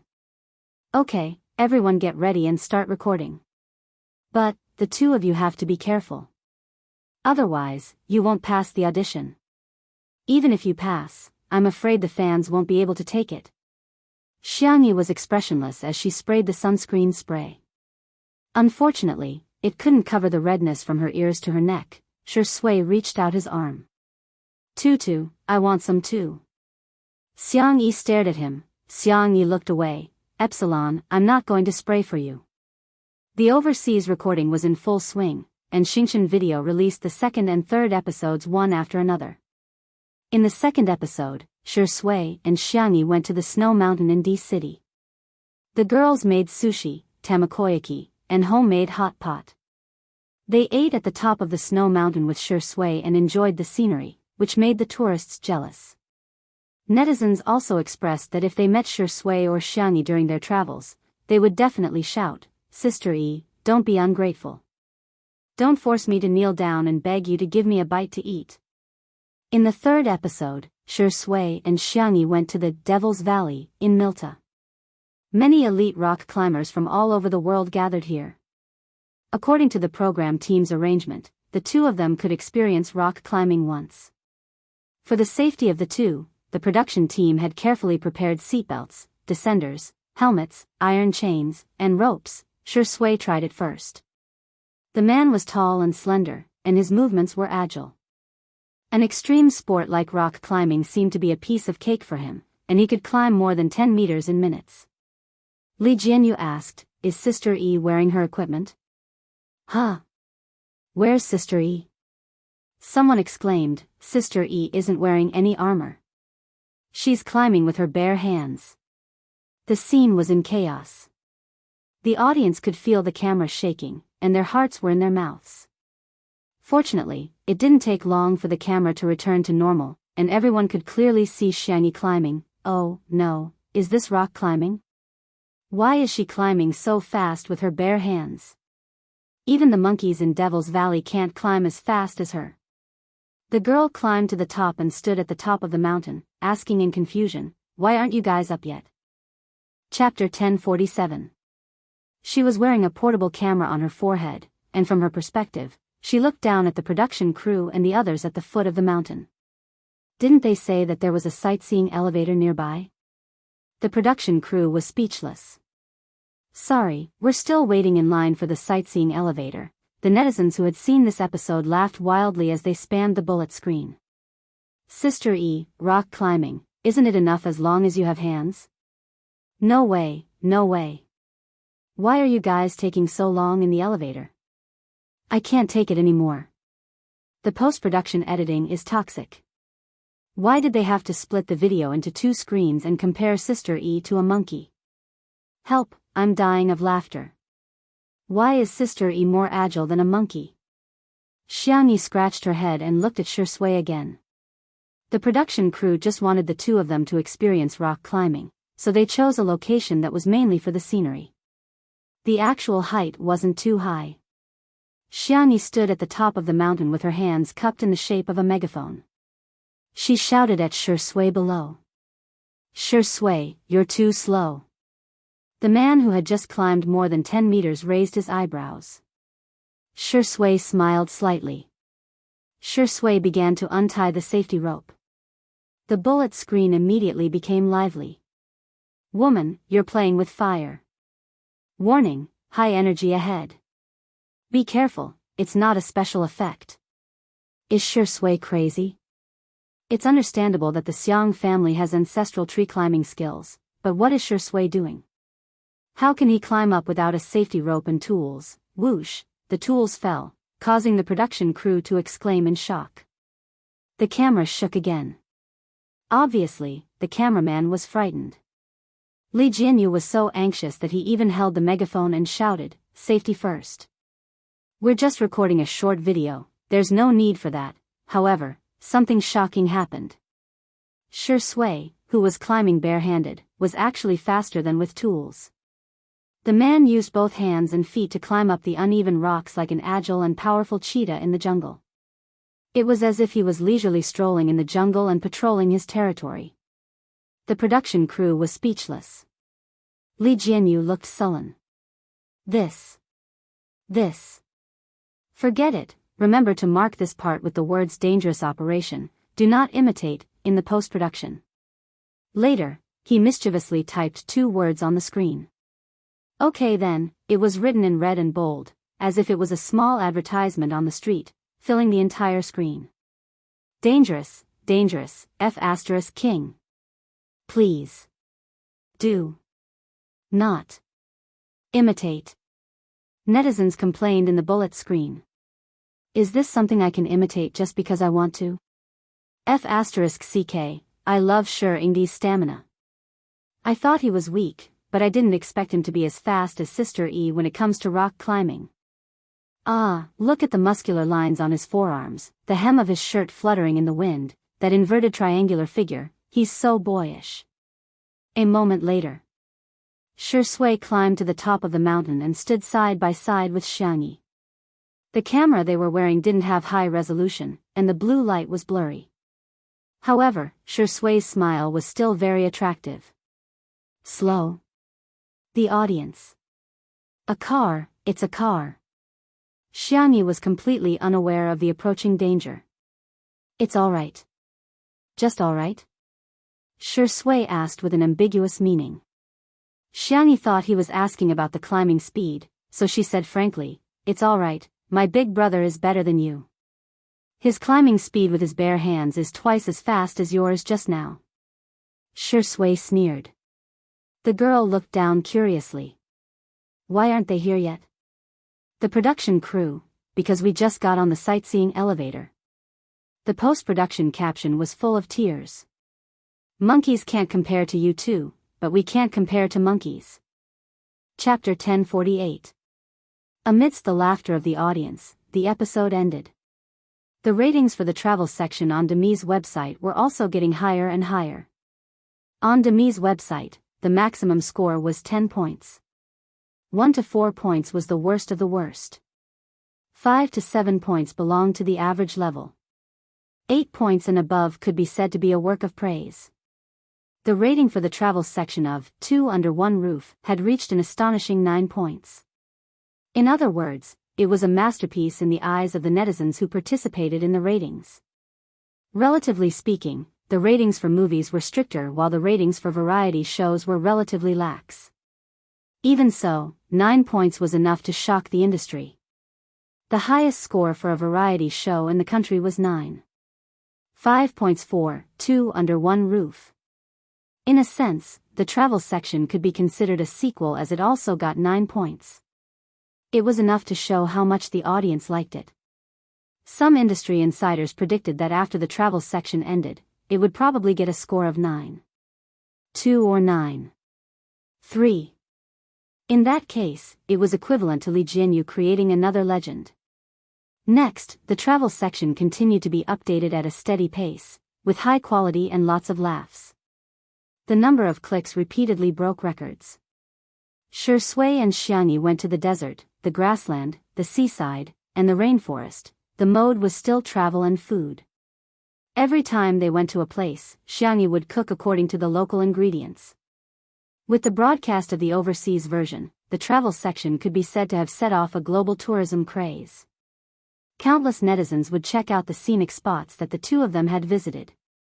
The two of them had the same outfits, the same food, the same pose, and so on, which were imitated by people all over the world. In the blink of an eye, it had been 6 days since the 9th episode was broadcast. On this day, a large number of netizens were squatting on Xingshan Video, waiting for the last episode to be broadcasted. The hour hand moved to 7:50 p.m. There were 2 earlier updates, which were released at around 7:50 p.m. Hence, the netizens were used to refreshing the page at 7:50 p.m. They might be able to watch it a few minutes earlier. However, this time, what the netizens refreshed was not a video. Instead, it was a link to the live stream. The netizens were dumbfounded. Everyone clicked on it and there was a heated discussion in the comments section. What's going on? Isn't the travel section a recorded broadcast? Why is it a live stream? Did something go wrong? Could it be that the show hasn't been produced yet and they're going to cancel it today, so they're doing a live stream? Just as everyone was discussing, the name of the live stream changed to Frowny Face Welcome to the live broadcast of Mr. Shi Sui and Ms. Xiangyi's wedding. The live stream seemed to lag, and no one spoke for a long time. A few seconds later, the live broadcast room exploded. Wedding? Live broadcast marriage? This must be fake. How is this possible? Meanwhile, on a small island, it was still daytime because of the time difference. In the dressing room. Good boy. Jiang Jojo, Su Tumi, Mo Feifei, and other Xiangyi's close friends were all there, all dressed in pink bridesmaid outfits. In the middle of the crowd, Xiangyi looked up. Her delicate and fair face looked even more radiant after the bridal makeup. Sorry, can I have a word with you alone? Nan stammered. Jiang Jojo pursed her lips and said, hurry up then, the wedding is going to start soon and it's going to be live-streamed. Okay. The three bridesmaids left. Nan, who was wearing the best man's outfit, spoke incoherently. I've been confessed to. No, I have a friend who has been confessed to. Chapter 1049. Meow. A furry little head popped out from behind Xiangyi. Xiao Naofu took the first plane ride in its cat life, oh, no, tiger life. It was dizzy for a long time and had been sleeping beside Xiangyi for most of the day. But when it heard the gossip, it was no longer sleepy. Nan didn't know that Xiao Naofu could understand human language, so he poured his heart out to Xiangyi in front of it. It's just that Mr. C. Ahem, not me, it's my friend. No, it's not Mr. C. It's my friend A who confessed to my friend B. Yeah, that's it. Xiangyi had been putting on bridal makeup and hair for a few hours, so she was a little lazy at first. But when she heard Nan's big news, her gaze immediately became the same as Xiao Naofu's. One person and one cat stared straight at Nan. Oh, I see, back to half an hour ago. Nan received a video call from Old Master C. After a few sentences, Old Master C began to reprimand him. Why are you fooling around outside every day? How can being a manager be a proper profession? Everything is inferior, but studying is the best. Among all studies, the best is to study medical books and become a doctor. Nan felt wronged. Grandpa, I'm dizzy with blood, needles, and internal organs. I can't bear to read medical books, I get a headache just by looking at them. I really don't have the talent, nonsense. Your parents are both medical students from famous universities. Why can't you do it? Your parents are so outstanding, so you must be outstanding too. Nan opened his mouth, feeling somewhat helpless. Why, was he daddy and mommy's child? In fact, he wanted his parents to have a smart, outstanding, and brave child more than anyone else. Not someone like him, stupid, mediocre, and cowardly. He also wanted to tell Grandpa that the best parents in the world could give birth to smart children, but they could also give birth to stupid children like him. However, he didn't dare to say it and Grandpa never gave him the chance to. Nan lowered his head and listened obediently to Old Master C's lecture. After criticizing for more than 10 minutes, Old Master C's mouth was dry, so he picked up the teacup and drank some water to moisten his throat. Nan heaved a sigh of relief, thinking that today's torture was over, but he didn't expect Old Master C to start the second round. Look at your hair. They were colorful. Was that the color of a normal person? Also, he's a boy and doesn't look like a man at all. A man must be masculine. Get your ass back here, I'll arrange for you to go to your military medical academy for training. Nan's eyes grew redder and redder, but the more he didn't dare to resist, the angrier the old man became. In the end, he even used personal attacks. If you keep crying, don't come back to this house. Don't acknowledge me as your grandfather. Our Mu family will pretend that there was never a trash like you. At this moment, Nan's phone was taken away. Huh? Mr. C. Si Chuanbai held the phone and said in a neither servile nor overbearing manner, Hello, Grandpa Mu. I'm Nan's colleague. Please allow me to say a few words for Nan. Maybe he's not the best manager, but he's definitely the warmest. Occasionally, he will be negligent or inadequate, but he has a meticulous and passionate heart. He is a person who truly works hard for his career. I believe that what you said today was all out of anger, but please don't hurt Nan like this again. After a pause, he said, you don't want him, I want him. Chapter 1050. With that, Si Chuanbai decisively hung up the video call. Nan's eyes widened. How could Mr. C be so calm and decisive? Boo-hoo, he never dared to hang up on his family. Si Chuanbai turned around and their eyes met. Sorry. Sorry. Both of them spoke at the same time. Si Chuanbai pursed his lips. You go first. That. I'm sorry to have caused you trouble again. Also, I'm not as good as you say. I know that I can't compare to you in terms of work ability, and I can't help my good girl, Xiangyi with her resources. It's only because she doesn't despise me that I can make a living. Nan's voice was as soft as a mosquito's. He was obviously feeling inferior. Si Chuanbai frowned. No, you're very good. You're very capable, and you treat your artists with sincerity. You're definitely qualified to be a manager. Later on, Mr. C said a lot more. Nan couldn't remember clearly. He only remembered that he seemed to have cried. He heard a soft sigh above his head, followed by a warm hand caressing his head. Si Chuanbai rubbed the little colorful fur on his head and said in a serious tone, since you like me and I like you, why don't we get married? Nan looked up. Huh. Don't worry. Although I don't have much assets, I only have a few properties in South City and a building. I'll add your name to each property. If you like to work, you can work. If you don't, you can collect rent. I'll take care of all the household chores. As for cooking, I've already signed up for a training class. Now, I can make basic home-cooked dishes. Wait. Nan interrupted him, his voice trembling. Are you talking to me? What else? Is there a second person here? Nan held his breath. Nan's vision turned black, and he almost fainted. No, this can't be true. Nan closed his eyes, counted from 1 to 99, and opened his eyes. Si Chuanbai's strict and cold face was still in front of him. Nan slipped away without any hesitation. Si Chuanbai took 2 steps forward and paused. Could it be that he had misunderstood something?